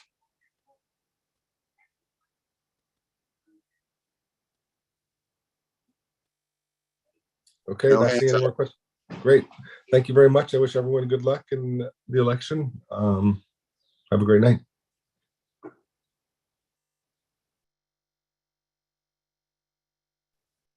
Thank you, Zach. Okay, I think we're in good shape there, and we should just keep this meeting going. And let's go to the second roll call. Maria, do you want to take it away? Okay. All right, so I will be calling the names of the board members that were not present at the first roll call only. Once you hear your name, please unmute yourself, say here or present, and then mute yourself once again. Thank you. Ramona Acevedo. Here. Thank you. Genesis Aquino. Mohammed Bahi. Stacy Boyd. Here. Thank you. Gladys Bruno. John Fontillis. I'm here. Thank you. Anthony Giglio. Anthony Giglio. Wei Ko. Yeah. Thank you. Sorry, here. Okay, thank you. Antoinette Martinez. Present. Thank you. Arelis Martinez. Gloria Rodriguez Navoa. Gloria. Present. Thank you. Fred Wolf. Fred Wolf. Okay, second roll call called. I just want to make sure, because I see her name here, Genesis Aquino, I'm here. Okay, thank you. Thank you. and I see Fred Wolf has his hand up. Fred Wolf? I guess we can't hear Fred. He's unmuted, but Fred, we can't, we saw you had your hand up. He seems to be flashing his hand. I'm going to take that as an indicator that he's there and he's communicating. Thank Okay. you. Fred, sometimes when you sign off and sign back on, the sound will reconnect. Okay, But we've got your attendance. roll call has been called. Thank you, Maria. Okay, so I think now we'll just go right to the elected officials and or representatives. Jeremy, do you have a list and can you call on them, please? I have the list. Thank you, Natasha. Can you just bear with me? We actually have Jabari Brisport here. I am going to promote him to panelist. Yes, he's on my list. Okay, well, he should have been first. So I believe he's been promoted now. Senator Brisport. Hi, everyone. Good to see you all. Pleasure to see you. Hello, Community Board 7. I'll be brief with two quick things. But for those of you who don't know, the New York State legislative session ends in about 2 weeks on June 2nd. There was a flurry of things that are being done. Before then, I want to remind you of things regarding elections. I'm sure you'll have heard, but it's always good to hear it as many times as possible. You'll be voting in 2 primaries this year, one in June at the normal time for governor, statewide races, assembly candidates, district leader, and then again in August for your congressional member and state senator. So there's that. And then also for all of those who are interested in education, mayoral control expires at the end of this year and needs to be renewed. The way in which it is renewed is up for debate and discussion before the end of the legislative session in the next 2 weeks, specifically around how long it may be renewed for and in what format. My office is doing a listening session with parents and teachers, principals, everyone who cares about the state of our schools this Sunday, 6 p.m. I'm going to put a link in the chat to register. And I want to hear from you about how you think the governance of our schools should work so that I know how to argue on your behalf and advocate on your behalf in Albany and fight for the best option for our schools. So I wanted to just highlight those 2 things around elections and mayoral control. And I'll also share my contact information in the chat if you have any other questions. And thank you for having me, and thank you, Mr. Chair, and everyone for being on this call. Thank you, Senator. And do you have time for 1 or 2 questions? Yes. Sure, great. So any board members, Hennessis, I see your hand up. Yeah, so wanted to ask the senator what is being done in regards to educating the community about the 2 primaries, because I think that's going to be a lot of confusion, and it's very likely that we will have a very low voter turnout, especially in communities like this one. Yeah, I would say nothing is being done currently because they are technically not finalized yet. And if I can speak longer in terms of the maps, some of you may have seen the original maps voted on by the state legislature were voted down or struck down by the Court of Appeals. And so there are proposed maps floating around right now that were released on Monday, drawn by a person known as the Special Master, which are proposed. Final maps come this Friday. alongside with our actually concrete the date, and then it'll probably be up to the Board of Elections to do the bulk of the outreach, although my office will obviously help as well, and we'll find other forms. If you have other ideas too for outreach to ensure people know that they vote and then vote again, and then again, please vote in November as well. I'm happy to come up with those ideas together and build it with you as well. Thank you.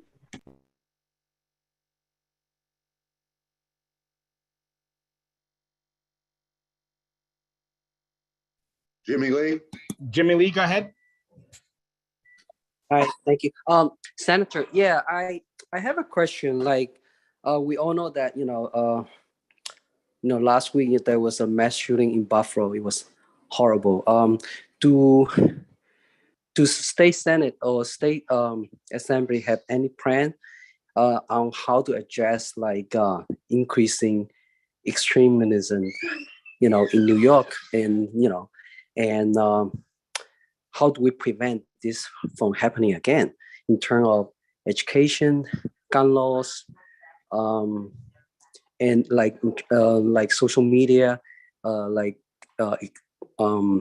extremism. So I'm just wondering, if there's anything going on in state Senate proposing any bills to combat this type of, violent acts. Yeah. Two things, Jimmy, which I think tie pretty closely to what you were saying regarding gun laws and education. On gun laws, we're experimenting, or sorry, not experimenting. There's a bill being proposed that we are still crafting around micro stamping. For those who don't know, that's adding it's a very small, sort of like a barcode basically that you can put onto shell casings to help with tracing where the bullets come from and to, help track down and address gun crimes. It remains to be thought how we deal with the issue of guns that are coming from out of state, but in terms of things that are manufactured in New York, that will help with gun crimes. And in terms of education, this was a shooter who was politicized online on YouTube by replacement theory, which I don't want to get into because I looked it up when this incident happened, and I wish I hadn't had to educate myself on what that theory is. But there are proposals to increase African American curriculum in our schools, and also Asian American curriculum in our schools, and just build better anti-racism in our schools. The only way you combat people educating themselves with stupidness on YouTube is to educate them with anti-racism in our public school system. So there are those, and it is going to be an ongoing battle. I definitely do not purport that those two things will be the be all end all, but those are some things being worked on right now, and it's obviously a tragedy, and none of us want to see something like this happen again. Thank you, Senator.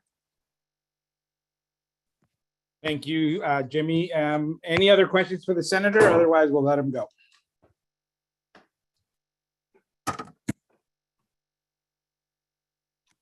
I think, Senator, you're good. Thank you so much for coming by and answering questions and giving us an update. Always appreciate it. Thank you, Mr. Chair, and thank you all. Have a great night. Thank you. Okay, who's next? Next is David Sosa from Assembly Member Matena's office. Please, David, if you're still here, please unmute yourself.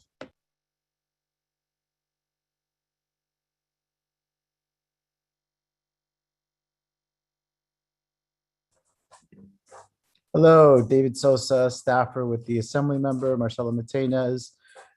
Just want to say we're on 49th and 4th Avenue, and we've been working. We do walking hours Monday, Tuesday, Wednesday, and then the other days we do appointment by appointment, and I can offer our information on the chat.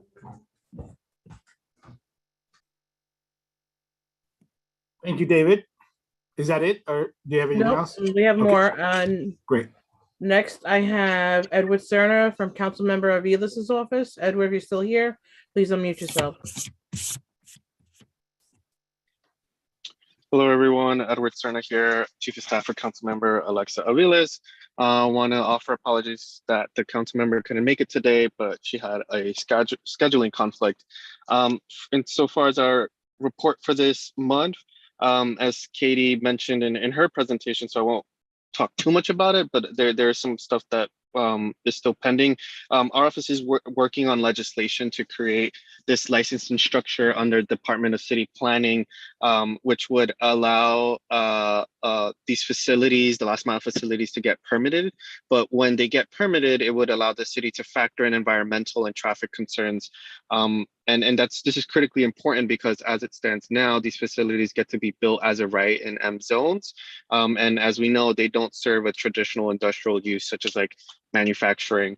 And so that legislation is, still in the works. We're confident that it'll be introed soon. So stay tuned on that. But furthermore, and I think John Fontelis does a great job of talking about the tools in the toolbox, another opportunity we want to take advantage of is that the administration announced what they're calling an industrial working group that is going to be looking at the waterfront and our industrial spaces and try to gather, I guess it's an information gathering body, and they're going to gather information from community stakeholders.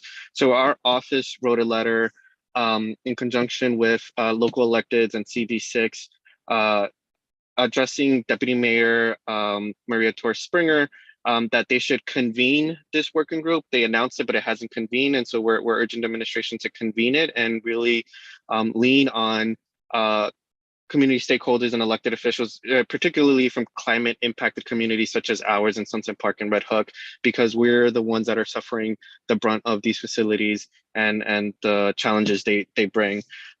So secondly, our office is accepting book donations.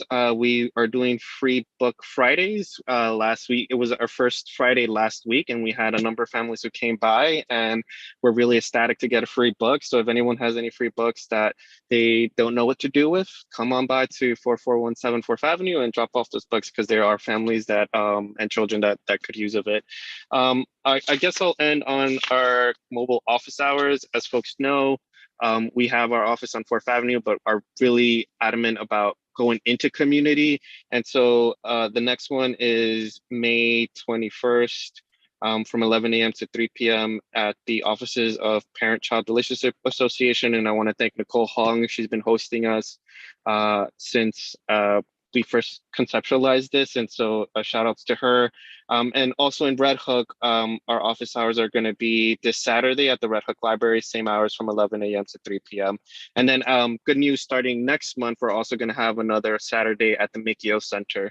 So I could speak about a whole host of other issues, but in the spirit of time, I'll leave it at that. And folks know where to reach me. So thank you so much and have a great month. Okay, Jeremy, I have next John Watkins from the Brooklyn. Sorry, District Attorney. I have a question for Edward. Well, Edward, do you have time to entertain a couple questions? Certainly. Okay, Jimmy and then Cindy. Okay, hi Edward. Yeah, I just wondering, like, cause like last week, the city arrested, street vendor inside the train station. So I'm wondering, is there any bill or any legislation in city council trying to increase the number of street license? Because one of the barrier for all these immigrant street vendors is first, there's not enough permits out there, and second,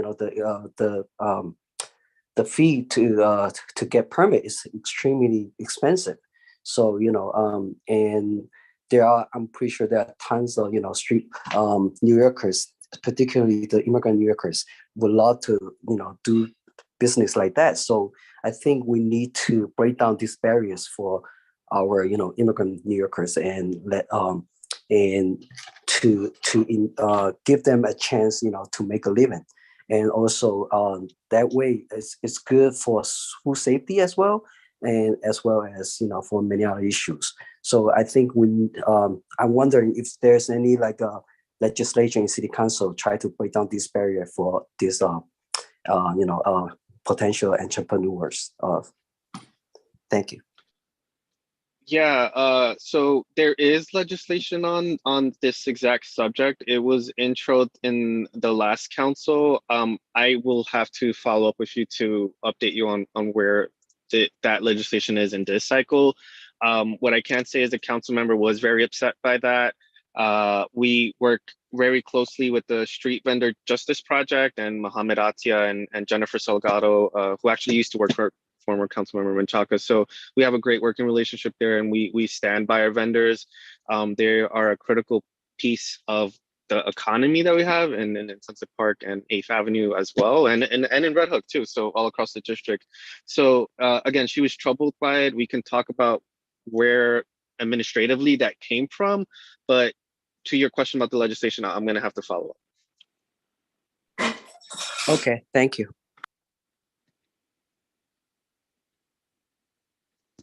Thank you, Jimmy. Cindy? Hi, yeah, Edward, could you please speak to the composition of the industrial task force? And, you know, there's so many different organizations that have done work in this area, and I'm just wondering whether you're going to sort of harness their work and expertise to inform this task force, because there's already sort of organized coalitions of industrial sort of organizations across the city. So I just wanted to understand more about whether this is sort of redundant of that work or how you'd be building on it. So maybe, I'm sorry if this got lost in translation. This is not a working group we convened or organized. The new administration, Mayor Adams, made this announcement of this industrial working group. They announced it, but they haven't convened it. And so what our letter is saying is, look, there are a lot of things that are challenging about these last mile facilities. There's been changes historically on how our working waterfronts are being used. And to get technical, M zones, we argue, are too flexible because they have an allowance for restaurant use, entertainment use.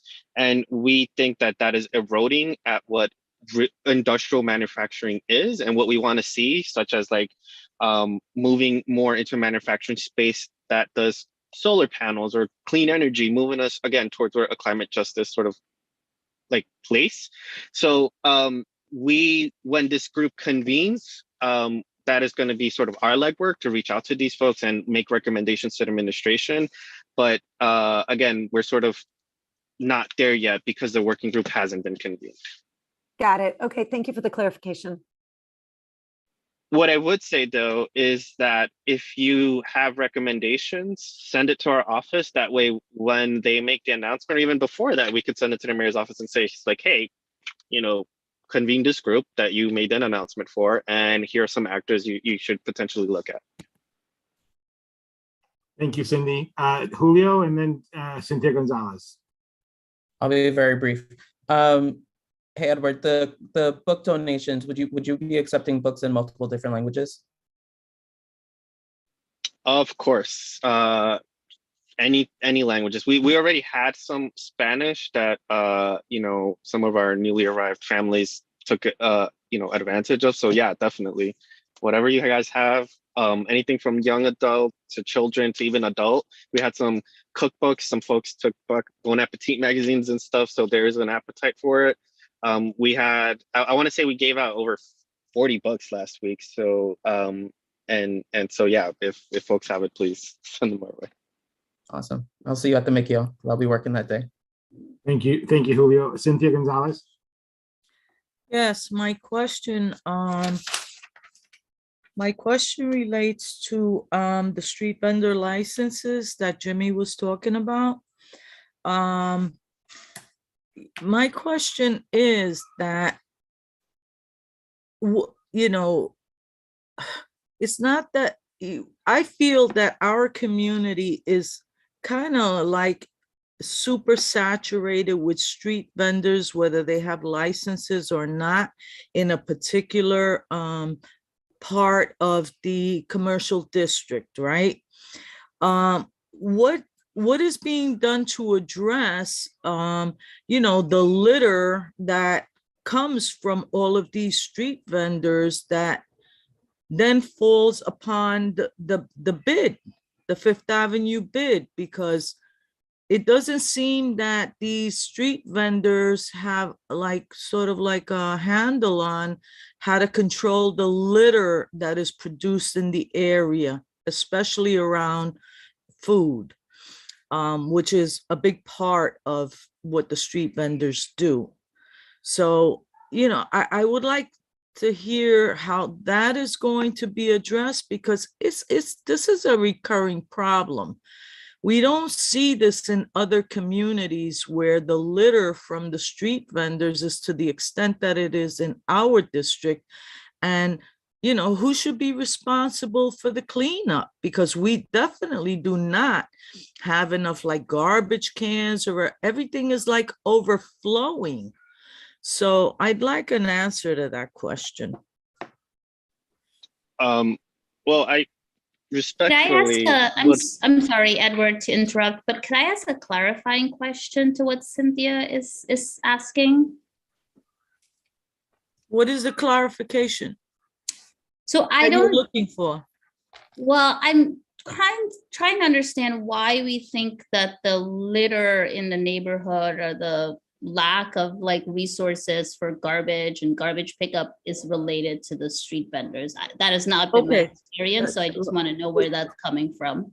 First of all, it is a fact. And the fact is that litter on any given day, especially a windy day like yesterday, that travels down to the properties of the people that have properties on the side streets. And then they get sanitation tickets for something that they're really not responsible for. And the other thing is that the packaging of these foods that are made, you can walk down any street on Fifth Avenue and you will see that packaging on the street. It's not even in a garbage can. They just throw it anywhere. Okay, so let's this is not going to turn into a debate, because there's a question and answer session for Edward. So Edward, do you have any response to the question about litter? And obviously, if you don't, maybe you can circle back to it. But yeah, go in. So I'm going to respect your call here, Chair, to avoid engaging in debate. So what I will say is, if we want to talk facts, give me a block where you want to see greater sanitation issues. We will raise it for DSNY, and we will get the services that are needed to get it addressed. We also have a great partner in ACE, who we fund through the Clean Initiative, to do some of this work as well. Lastly, we work hand in hand with David Estrada. I want to thank him as well, because even coming into this job, he's a former chief of staff. He's been great and a resource for me. So give me a block, give me an area, and we will get it cleaned up. And I guess I will just say this too. There are areas in this community that have zero vendors, such as areas like on 8th Avenue and 61st Street between 8th Avenue and Fort Hamilton, that have tremendous amount of trash due to illegal dumping from businesses, from a whole host of folks, construction companies, etc. So, this is, if it's sanitation is the issue here, we should be advocating for more resources, which I think Rurika was saying. And right now there's a budget that's coming up that's proposing 3% cut to sanitation. So if we care about that, we should make our voices heard and testify at budget hearings so that we don't get the cut, but get more funding. So I'll leave it at that. Thank you. Rurika, did you have a question for Edward?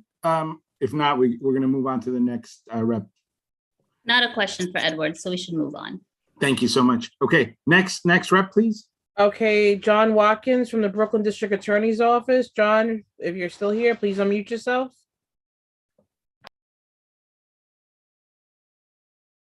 Yes, I am. I'm definitely still here. Good evening, everyone. Dia Gonzalez sends his well wishes as always. And just to start off, the DA has been very focused on the unfortunate event that occurred in our community almost a month ago. And please know that he is working very diligently with all of our partners in law enforcement at every level, of course, our NYPD, state and federal, to address that heinous crime. And so he will be following up with measures that will be done in coordination with our law enforcement partners in terms of how to better protect our subway systems and our community in general from these acts of shootings. The next thing I have is regarding shootings is our gun buyback effort that we're going to be doing this Saturday, May 21st. And it will be at the Emmanuel Baptist Church, and the address is 279 Lafayette Avenue. And that will go from 10 o'clock a.m. until 4 o'clock p.m. There are persons that have firearms that they may not need or have been stored away. And this is a great way to lawfully dispose of those with the NYPD that will destroy them. And for guns and firearms that are turned in, there are cash and iPads that are given. But the main thing is to get these items safely destroyed. Oftentimes we do hear about unfortunate situations where children who might be rambling in grandparents' drawers or closets come across firearms and have very unfortunate results. So please, if you have firearms or know of anyone who does that wants to dispose of them, please consider our gun buyback Saturday, May 21st, Emmanuel Baptist Church, 279 Lafayette Avenue in Brooklyn. The other item is coming up on the 24th of May, that's this coming Tuesday.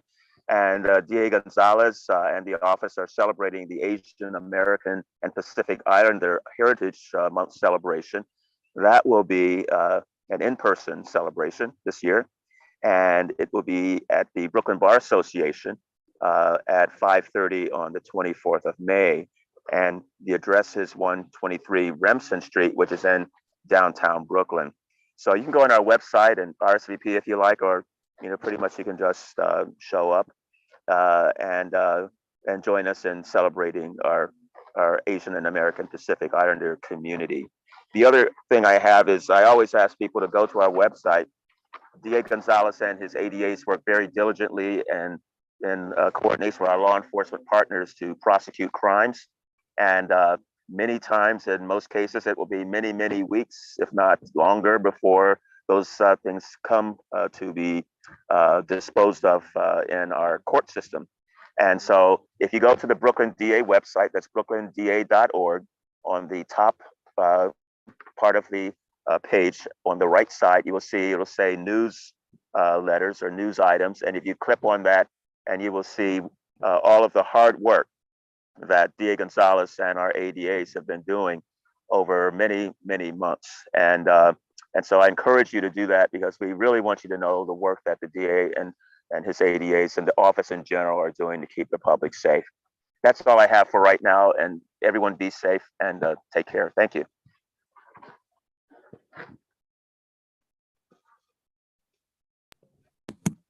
John, do you have time for a couple questions? Yes, absolutely. Sure. Okay, so I see folks have their hands up. I'll start with Rovika, and then Barbara, and then Jimmy. Rovika, did you have a question for John?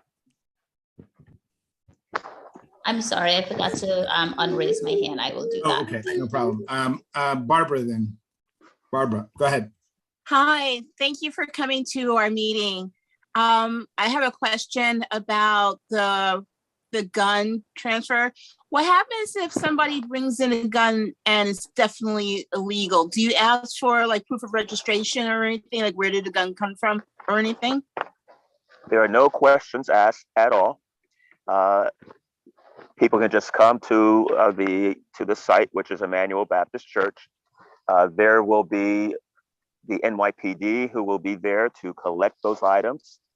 There is no identification at all to surrender firearms, and none will be asked for or requested. People should not even offer it. And so no, there should be no worries about if there is a suspected illegal firearm that is brought in. Okay, I have one more question. Will you be attending, or will somebody from the DA's office attend the next 72nd precinct council meeting, neighborhood council meeting? I know somebody attended this month, but I just want to know, I'm hoping to come back next month. Yes, you mean the NYPD council, 72nd? Yes, please. Yes. Yes. I was at that meeting this month, and yes, I usually attend each and every month. Okay, great. Thank you. I'll look forward to seeing you next month. Thank you. Thank you, Barbara. Thank you, John. One more question, John. Jimmy, go ahead. Hi, John. Just a quick question. Like, is the DA's office has any program together with like New York City schools or CBOs, educating students about gun safety, not gun safety, but more like a ghost. There's some ghost gun on the street, right? So, especially during this pandemic, it's a lot of people. Some people might suffer like a mental health issue, all those things. Right. So I'm just wondering if there's any program partnering with schools and CBOs to educate our young people on that. Thank you. About ghost guns specifically? Ghost gun or illegal guns in general. Yeah. Yes. Presently, there is no specific program that is in force regarding the education of young people in schools or otherwise.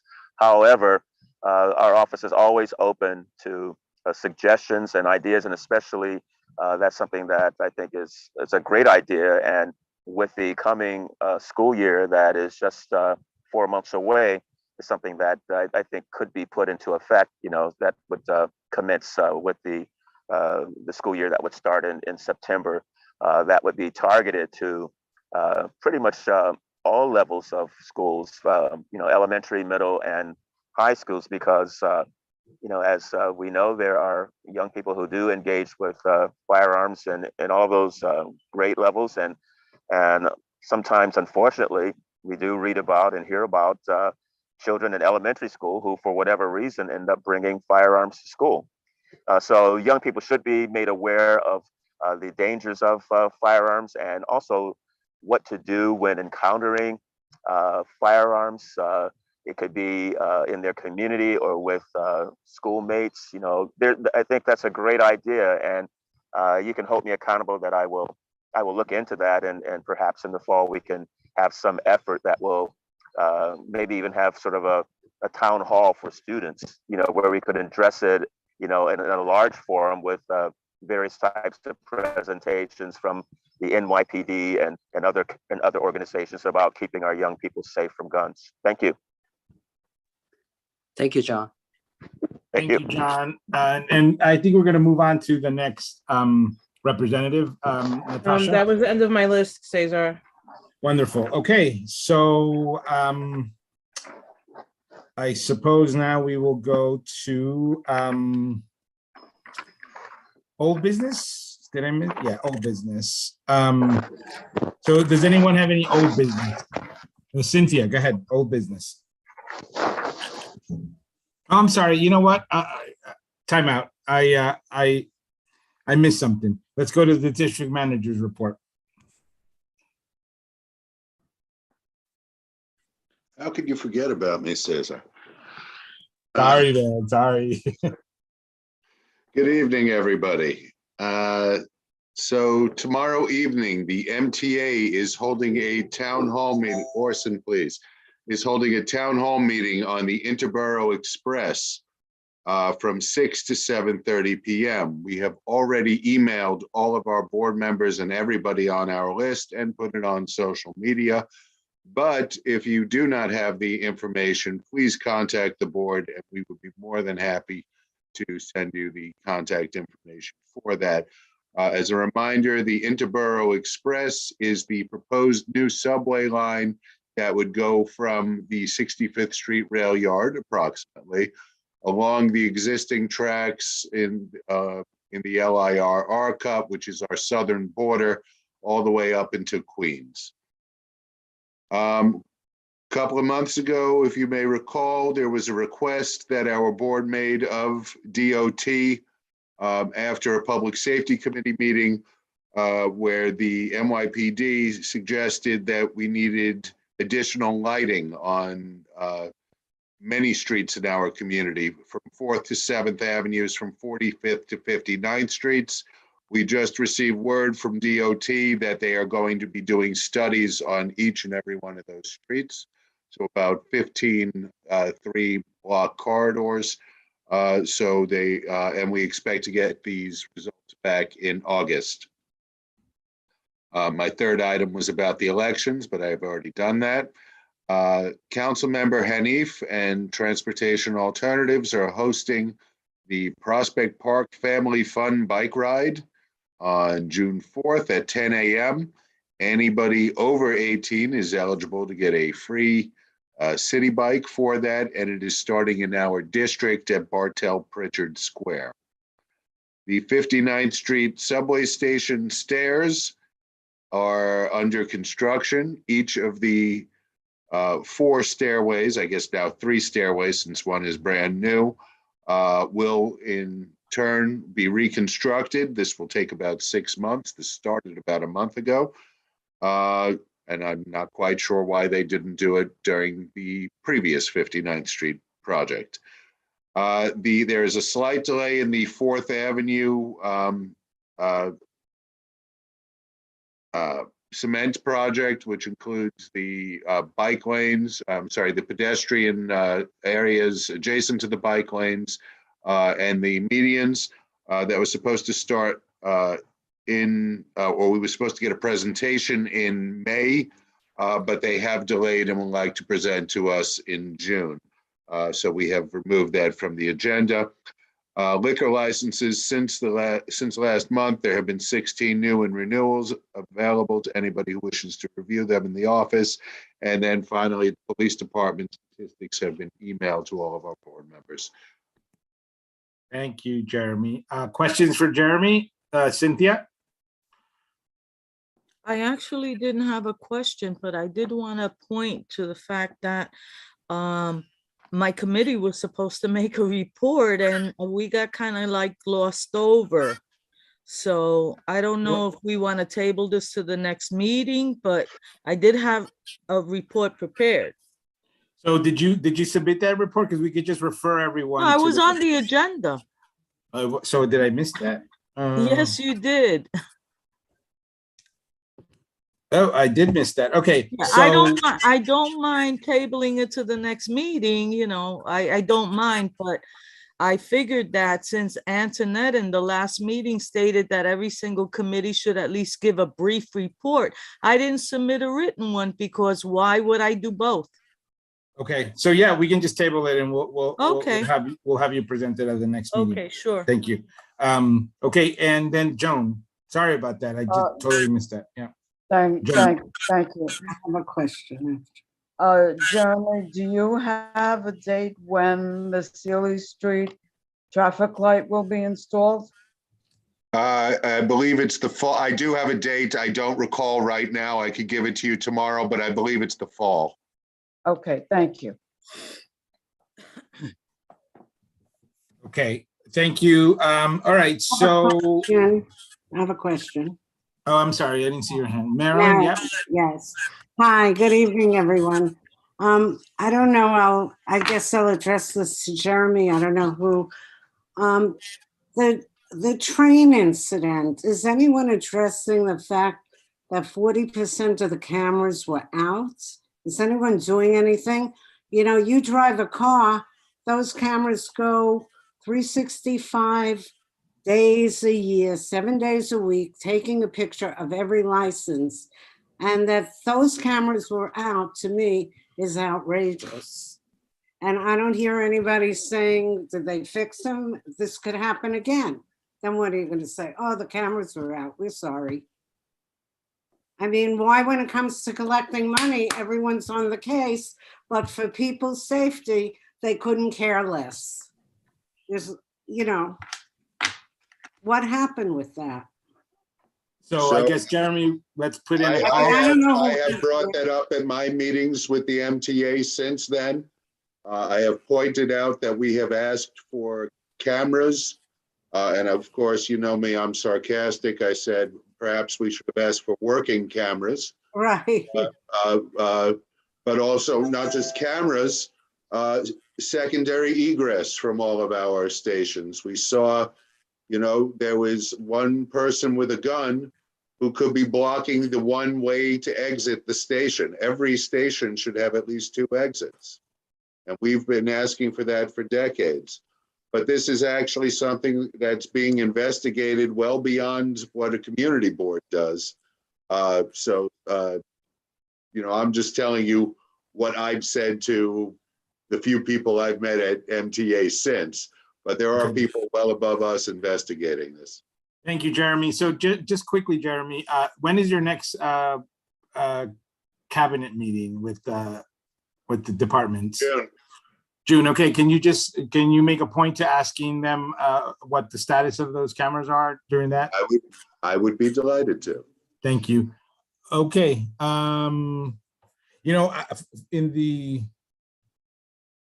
In the spirit of getting this meeting over, I'm gonna table my report, and I will just I'll give my report and my final report next month. So let's go with old business now. Old business. Cindy, go ahead.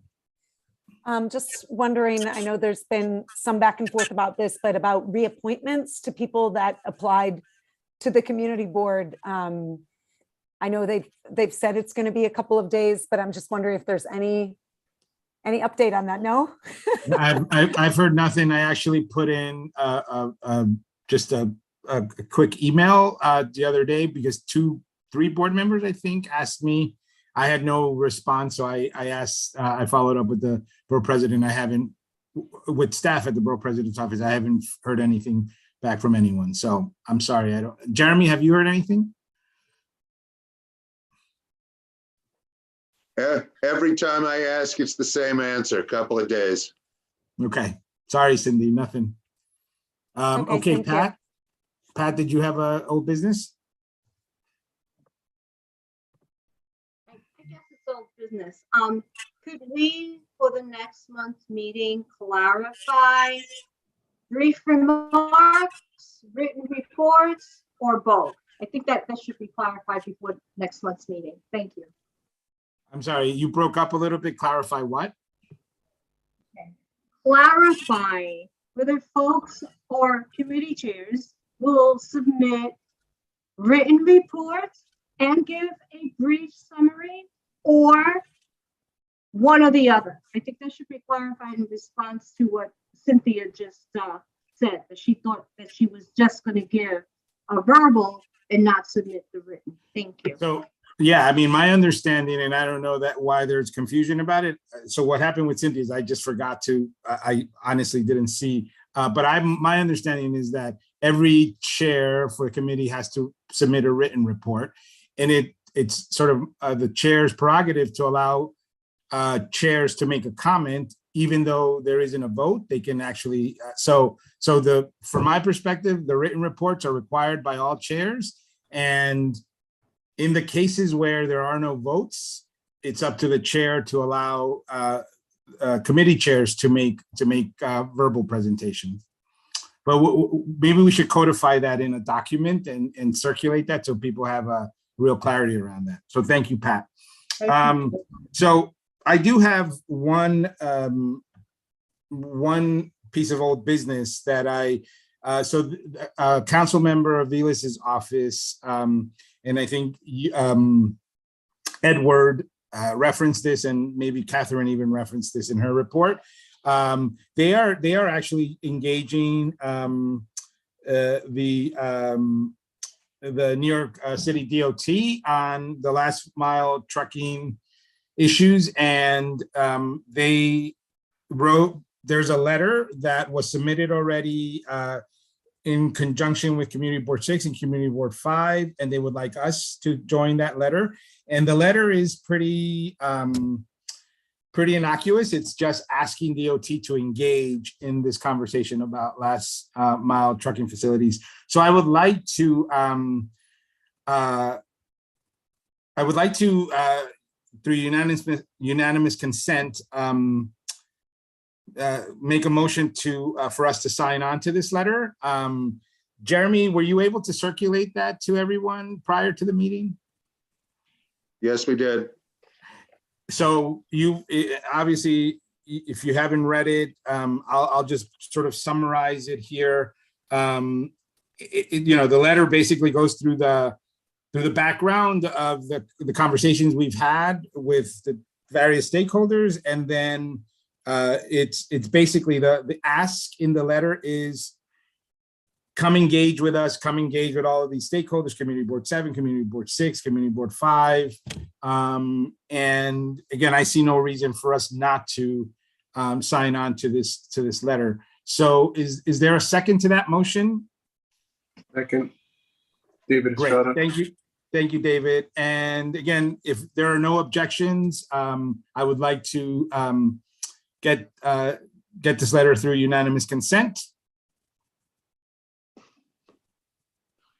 Okay, seeing and hearing no objections, motion carries. Jeremy, I'll be in touch with you tomorrow. I think we have most of the language. We can just put it on letterhead and I'll sign it, and then we can send it off to the council member's office. Thank you. Any other old business? Okay, let's go to new business. Grisel, hola. You're muted.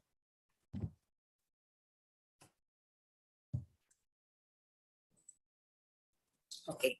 In reference to the two fires that we have in Sunset Park, we have seniors and members of the center in both buildings of the fire. In behalf of United Senior Center of Sunset Park, myself, I want to thank all the members of the Senior Center and the staff for the donation that they did. But we have a special thanks to Melissa del Valle from Congresswoman Nidia Velasquez, Community Board 7, Cynthia Felix from Lion Club, David Estrada from BEAT, Monju from Academy of Medical and Public Health, and all organizations and people who donate items for the victim of these two fires in our Sunset Park community. Next June 10, we're gonna celebrate Puerto Rican Day Parade with live music at the Senior Center. You all have a special invitation. United Senior Center will be one of the cooling centers during heat weather when DIFTA activated us. Thank you. Thank you very much for everything.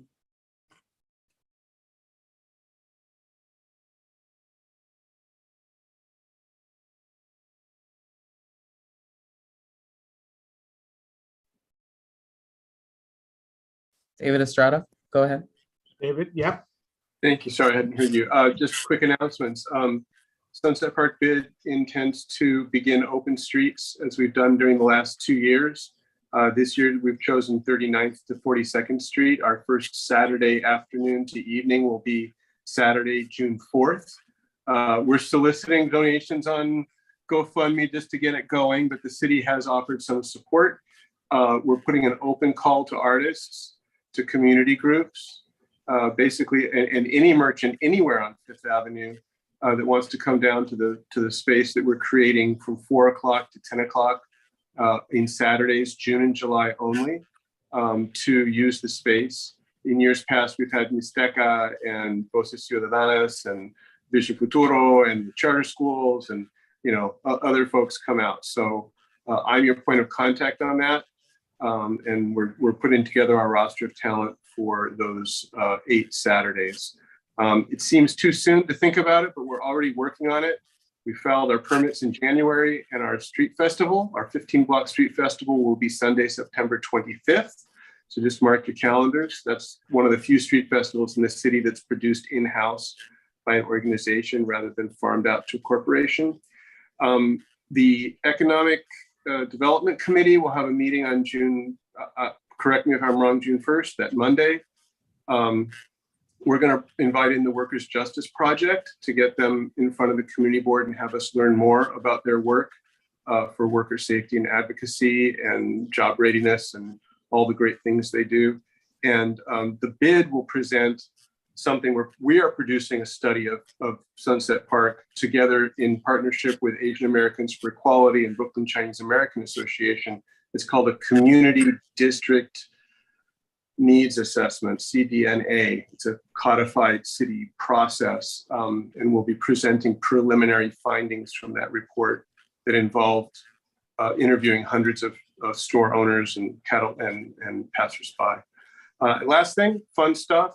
We're supporting on 48th Street this Saturday from 10 o'clock to noon, meeting at 6th Avenue and 48th Street. The Block Association there is going to do a cleanup of tree pits and spring planting, and we're going to bring tools and trash cans and bags, and they're going to bring hands. Somehow we'll find pizza collectively, but even if you don't live on 48th Street, stop by and help or just take a look, because if you have a block where you live adjacent to 5th Avenue between 64th and 39th, the bid wants to support you with tools and materials to do cleanups. Thank you. Thank you, David. Any other new business? Okay, so public comment, the second part of public comment. Do we have any names on the list? I have 3 hands up so far, Cesar. Okay, call them up. I have Rachel Spector. Rachel, you can unmute yourself.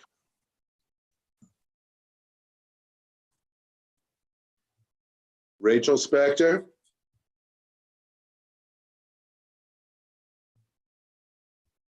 Going once, going twice. Rachel Spector. Okay. Let's move on. We move on to Summer Sandoval. Oh, wait. Hi, Rachel everyone. Am I here? Yep, you are. Sorry, it is child's bedtime.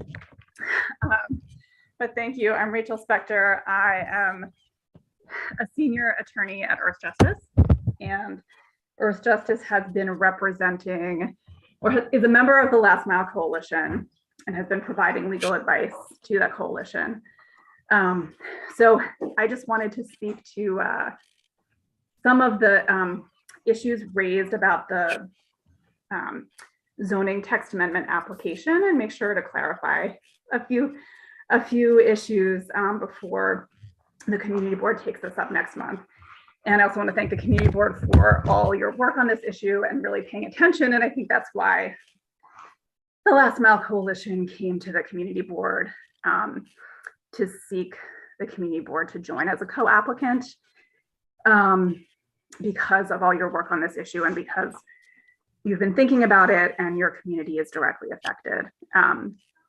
So first, I wanted to reiterate that, as others have said, a zoning text amendment is just one of a suite of potential actions to regulate and mitigate the impacts of last mile trucking facilities. But it's a really critical one. Like Katie raised, it's sort of in New York City, a key measure, because right now there is these, as everyone knows, these facilities are going up as of right. There's no other regulation. And so what the text amendment would do would be to require a special permit for new logistics facilities, exclusively ones that are last mile fulfillment centers or distribution facilities. So it would not have an impact on existing facilities, and it would not have an impact on other types of warehouses or industrial businesses that are so important to the community that are not engaged in fulfillment center activities. And then the other thing I wanted to share is just as a procedural measure, once the zoning text amendment application is filed, there will continue to be a process of community engagement, of stakeholder engagement, of going back and forth with the Department of City Planning to make sure that we're getting it right. And so as a co-applicant, the community board would be part of all of those conversations. So of course, we want to make sure stakeholders are consulted. The Last Mile Coalition did have a meeting already with SBIDC, but we want to keep the conversation going. And lastly, I'll say, if we appreciate that you're getting outside legal review, and if the legal counsel wants to reach out or has questions, Earth Justice, myself and my colleagues are always available to discuss any issues that come up. Thank you. I have Summer Sandoval next. Summer, you can unmute yourself. Thanks, Jeremy. Can you hear me? Yes, we can. Okay, sounds good. Hi everyone, and I think everyone knows me. My name is Summer Sandoval. I'm Energy Democracy Coordinator at Uprose. I also just wanted to make some really brief comments on the zoning text amendment following Rachel's comments. Really appreciate Community Board 7's consideration of this, and understand the tabling of the vote till next month. I just wanted to also address some of the more like procedural issues. So I guess one is I do want to remind everyone that this text amendment has really been from a process from about 7 to 8 months of direct community feedback that came out of the special subcommittee of last mile trucking facilities, which we are so happy that CB7, really was proactive and took the initiative of creating that space. And so it was that direct feedback from community residents, from businesses, from all the different attendees that the committee has been really well attended for the year of its existence, which we're so happy to be a part of. And so this tool, this really important tool, one of many, is crafted from the exact feedback from months and months of feedback that has been voiced from this space. I also wanted just to lift up that submitting this application is really the beginning of a journey, of a long process, not the end. A lot of hands, a lot of eyes has been on this draft text, and submission just means more eyes and more hands on the draft text, and just don't want to lose the request within a lot of discussion on the nitty gritty, that the request is really to have CB7 at the table, to have a seat at the table, to be part of the direct negotiations with DCP, to be at that table because you all played such a big role in creating that table in the first place.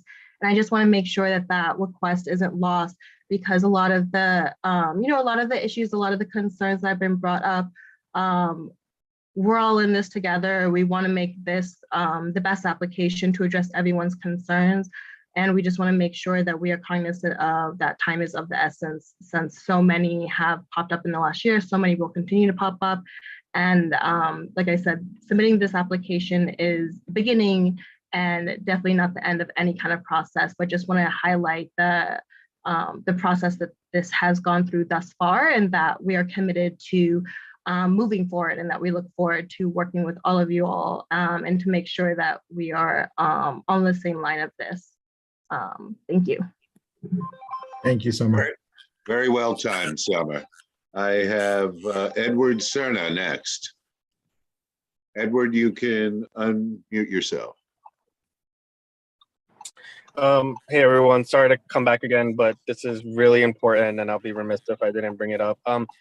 Most people should have received an email from our office concerning the upcoming superintendent town halls. The administration has asked that superintendents reapply for their jobs, and so these town halls are going to be critical for getting community feedback on who ultimately gets elected for these. So for District 79, it's going to be May 19th at 7:15 p.m. as well as District 15. And then we have District 20, which is on May 27th at 5 p.m. Again, I can send these details to the board so folks have it in their possession. Thank you. Thank you, Edward. I have Gabino Morales Escamilla Jr. You can unmute yourself. Hi, good afternoon, Community Board 7. My name is Gabino, and I am a former security officer for Industry City. I'm a new member on several committees and on the Public Safety Committee as well. And there's just this issue that has been, that has risen to my attention. that several residents in this community are facing officers that are in front of the 72nd precinct that are refusing to accept people who have complaints against an officer or officers of that precinct.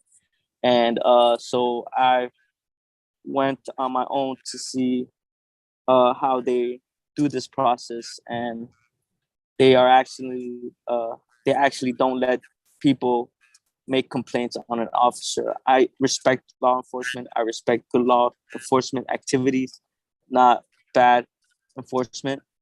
And this cannot happen in our community because it's a public safety issue. If we are building trust within police officers and the community, they should be able to also respect people who are trying to make complaints against an officer. For the moment, everything, they would not let community members in to file the complaint. They came up with lots of excuses and to avoid getting a complaint on an officer. For the people who are in front, the 72nd precinct, there are officers standing outside to ask what is the issue before going inside the precincts.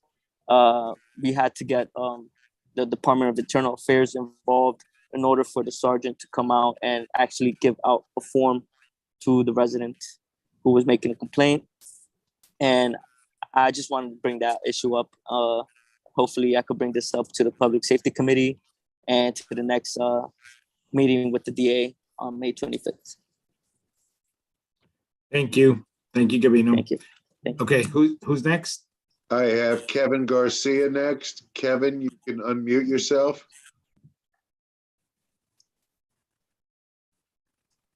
Hi, how's it going?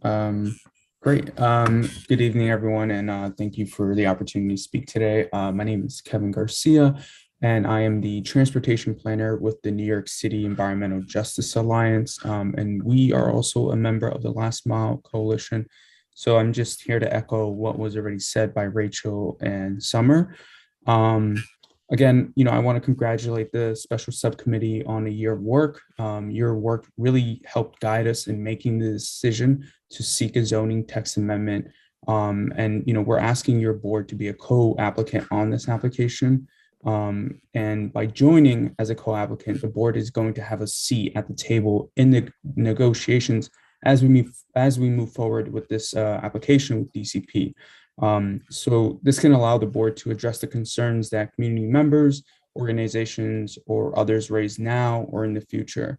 With regards to the concerns that were raised by SBIDC, the zoning text amendment does not affect their interests at all. We have already explained this when we met with them.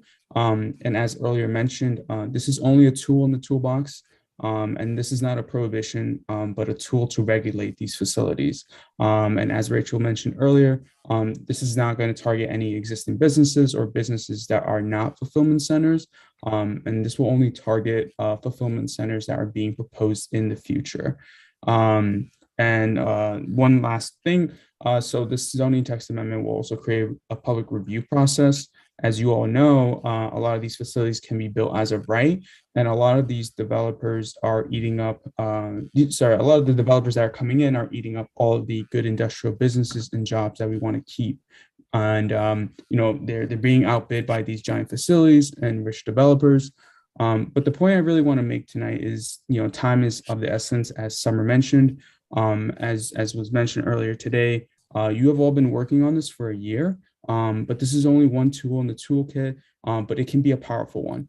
Every day that we do not submit this is another day that more land is being purchased, a new facility is being proposed, and more trucks are hitting the road, increasing traffic, emissions, and pollution. But I welcome the opportunity to answer questions and or meet in the future, and hope to see the board join as a co-applicant. Thank you again. Thank you. I have Eva Hanhart next. Eva, you can unmute yourself. Okay, can you hear me?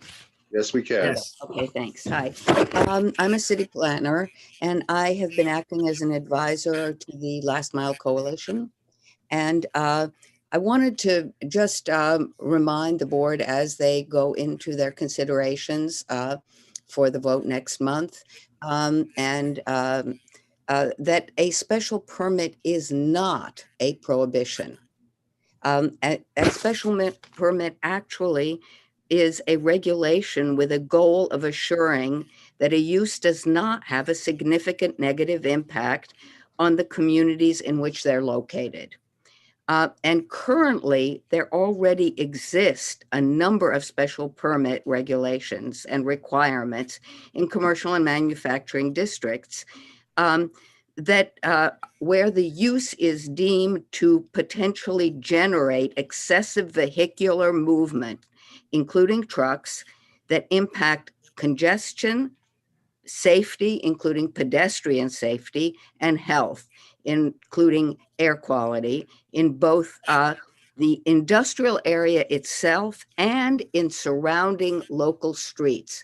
And that is language that already is in a special permit requirements in manufacturing and commercial districts. So this is not something that is unusual in the zoning resolution, and is not, as I said before, a prohibition. This is not something that would keep a business that is operating in a safe manner from actually getting the special permit.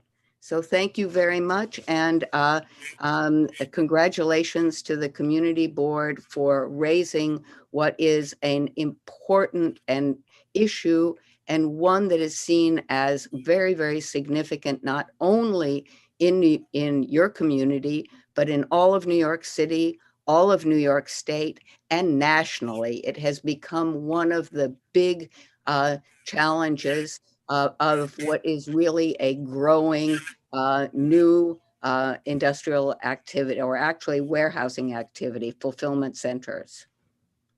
Thank you. Thank you, Eva. Before we continue, I just want to make one quick comment here. So first of all, I appreciate all of the clarifications that everyone has been making, and they're really helpful. They're really insightful, and I just want to make sure that folks understand that from my perspective as chair, the process that we engage in is like really important, right? So I think what I want to be very crystal clear about is that we just want to make sure that we're doing enough due diligence on this, because this is how we operate. And so I want to be clear that, I'm buying us a little bit more time until next month. But I wholeheartely agree, and I think most board members agree, that this is important, and this is an important issue. We took the leadership to start this conversation because we saw firsthand the impacts that were clearly visible, and it's not rocket science to look into the future and to see how this was going to get even worse. So I just want to make sure that people understand that our intention here is not to delay this in any unreasonable way. We just want to make sure that we engage in our due diligence process, and because we think this is so important and so consequential. So thank you for all of the clarifications. Next, Jeremy, who's next? I have Alec Dysa. Alec, you can unmute yourself. Hi there, good evening, and thank you for the opportunity to provide quick comment and recognizing what the chair just said.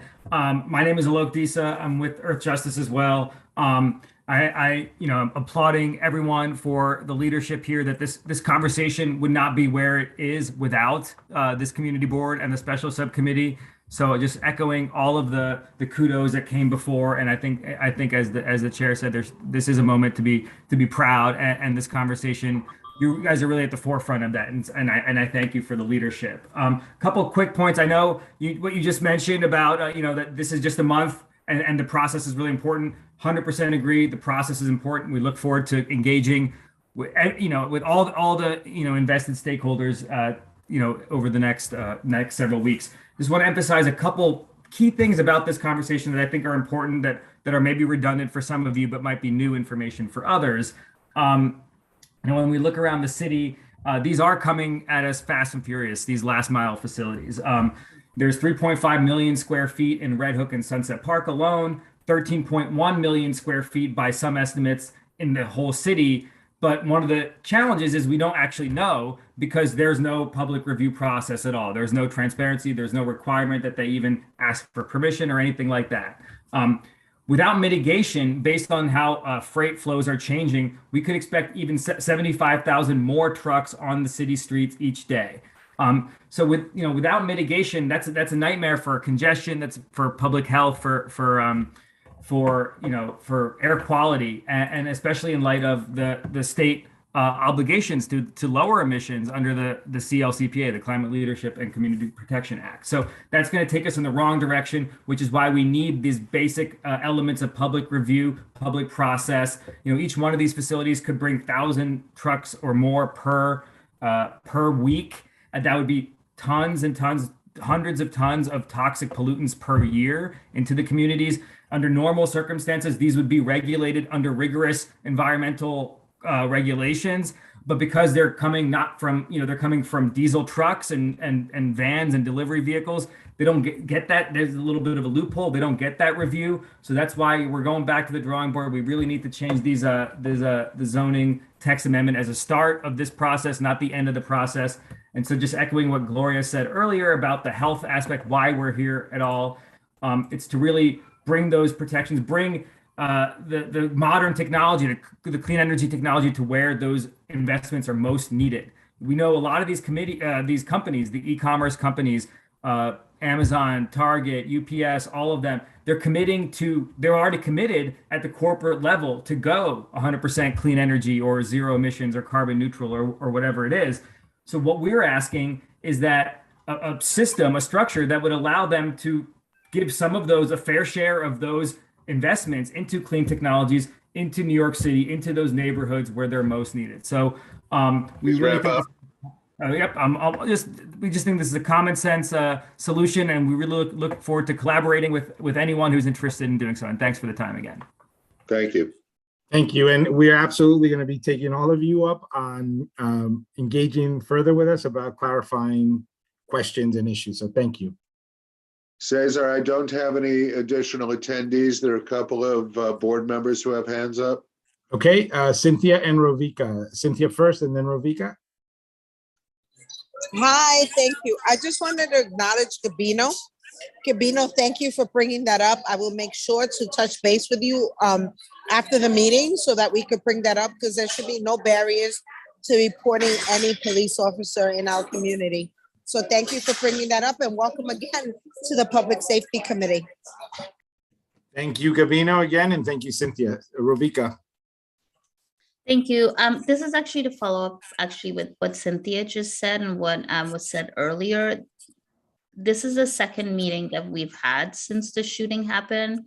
And the 72nd precinct used to be a regular presence at our meeting, and they seem to no longer are engaged in coming to our meetings. And I'm just wondering why that is and whether we're gonna do any sort of specific outreach to them to remind them about when these meetings happen, and that folks continue to have questions about security cameras and public safety issues. Like every meeting we have since then, which is just 2 meetings, but like this has been brought up and there's no representative here, and I don't understand why. Yeah, that's a good point, Rovika. So you know what I'm going to do?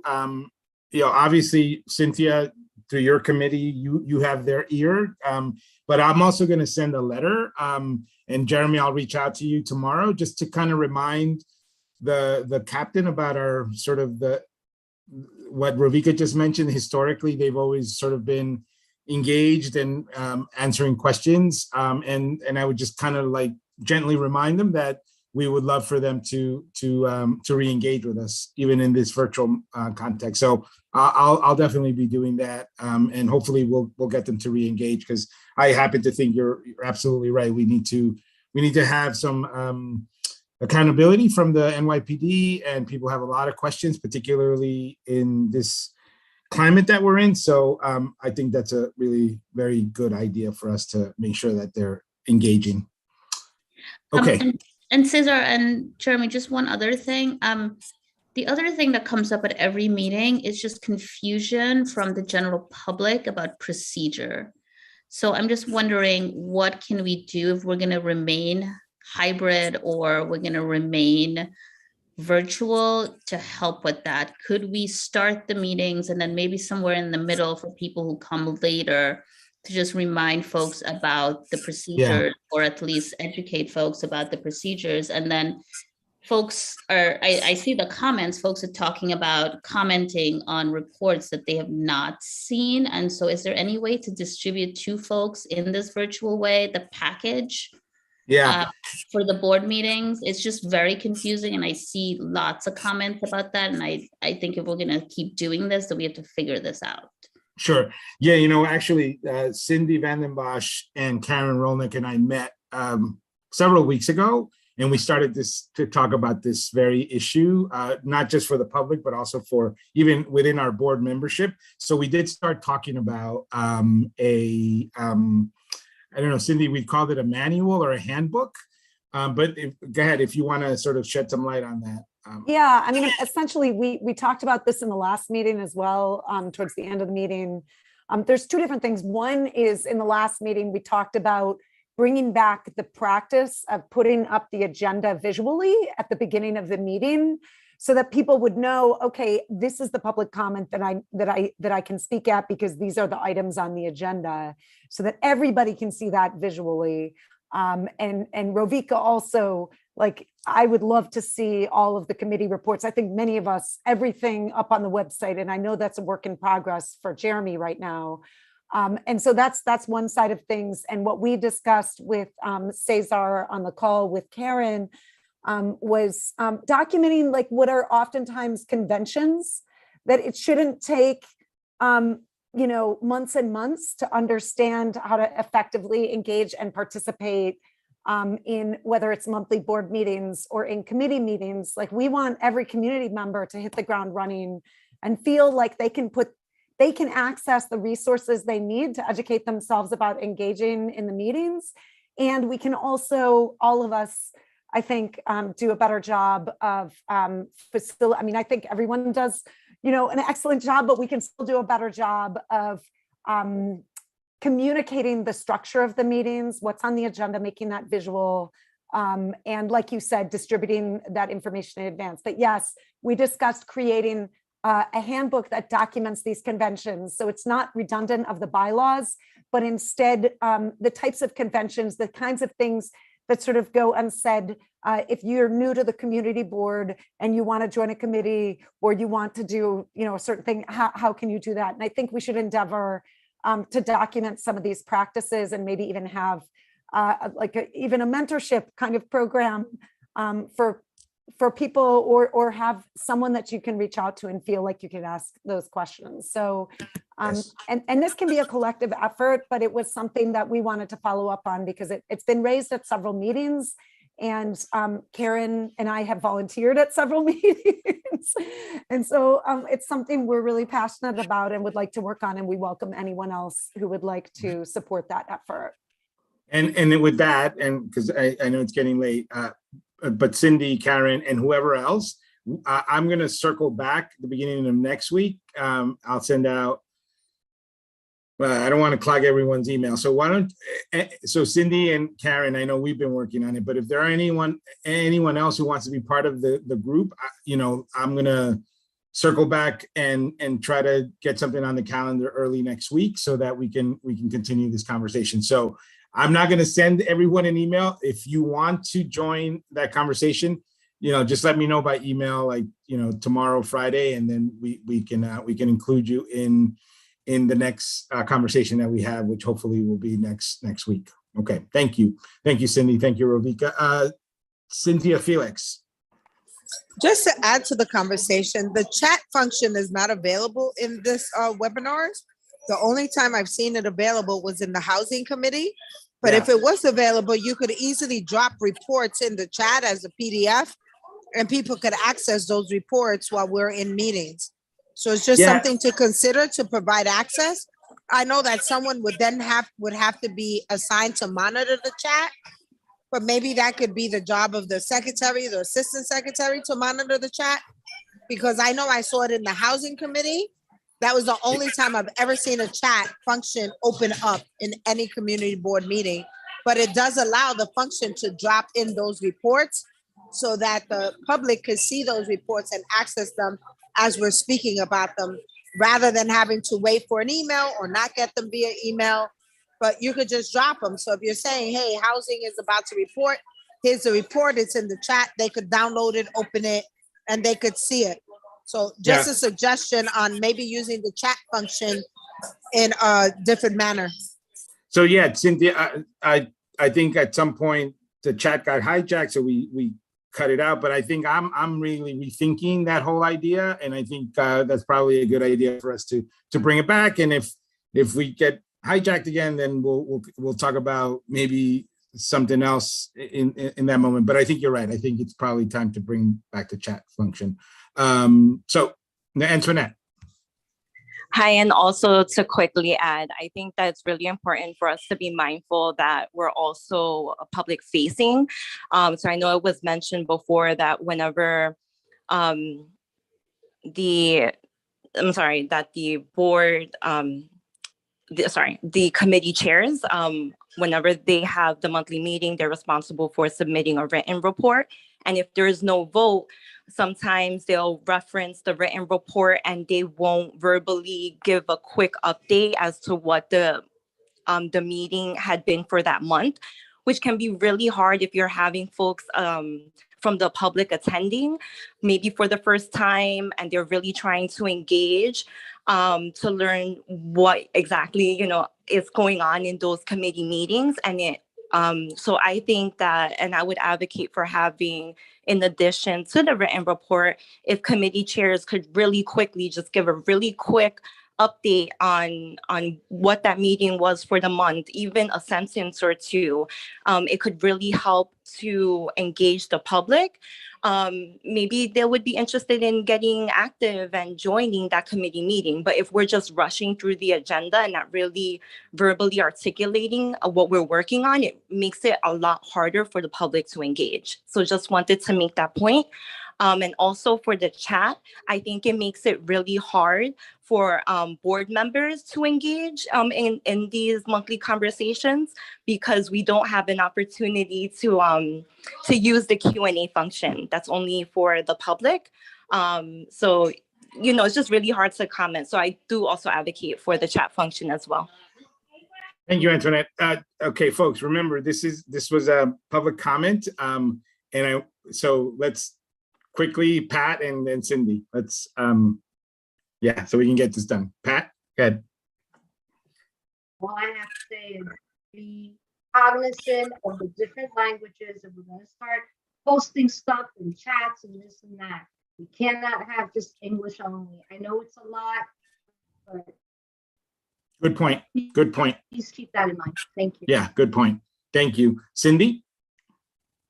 Yeah, knowledge is power. And I just want to encourage people to check out Brooklyn CB2's website, where you can click to a Google Drive and see all the agendas, all the minutes. That's all I got. That's what we're hoping for moving forward. That's next, 100%. Okay, with that, I'm going to leave it there. And is there a motion to adjourn? Motion to adjourn. All right, everyone. Thank you so much. I always get a kick out of that one. Have a good month, and we'll see you next month. Bye. Bye, everyone. Good night. Bye-bye. Bye. Good night.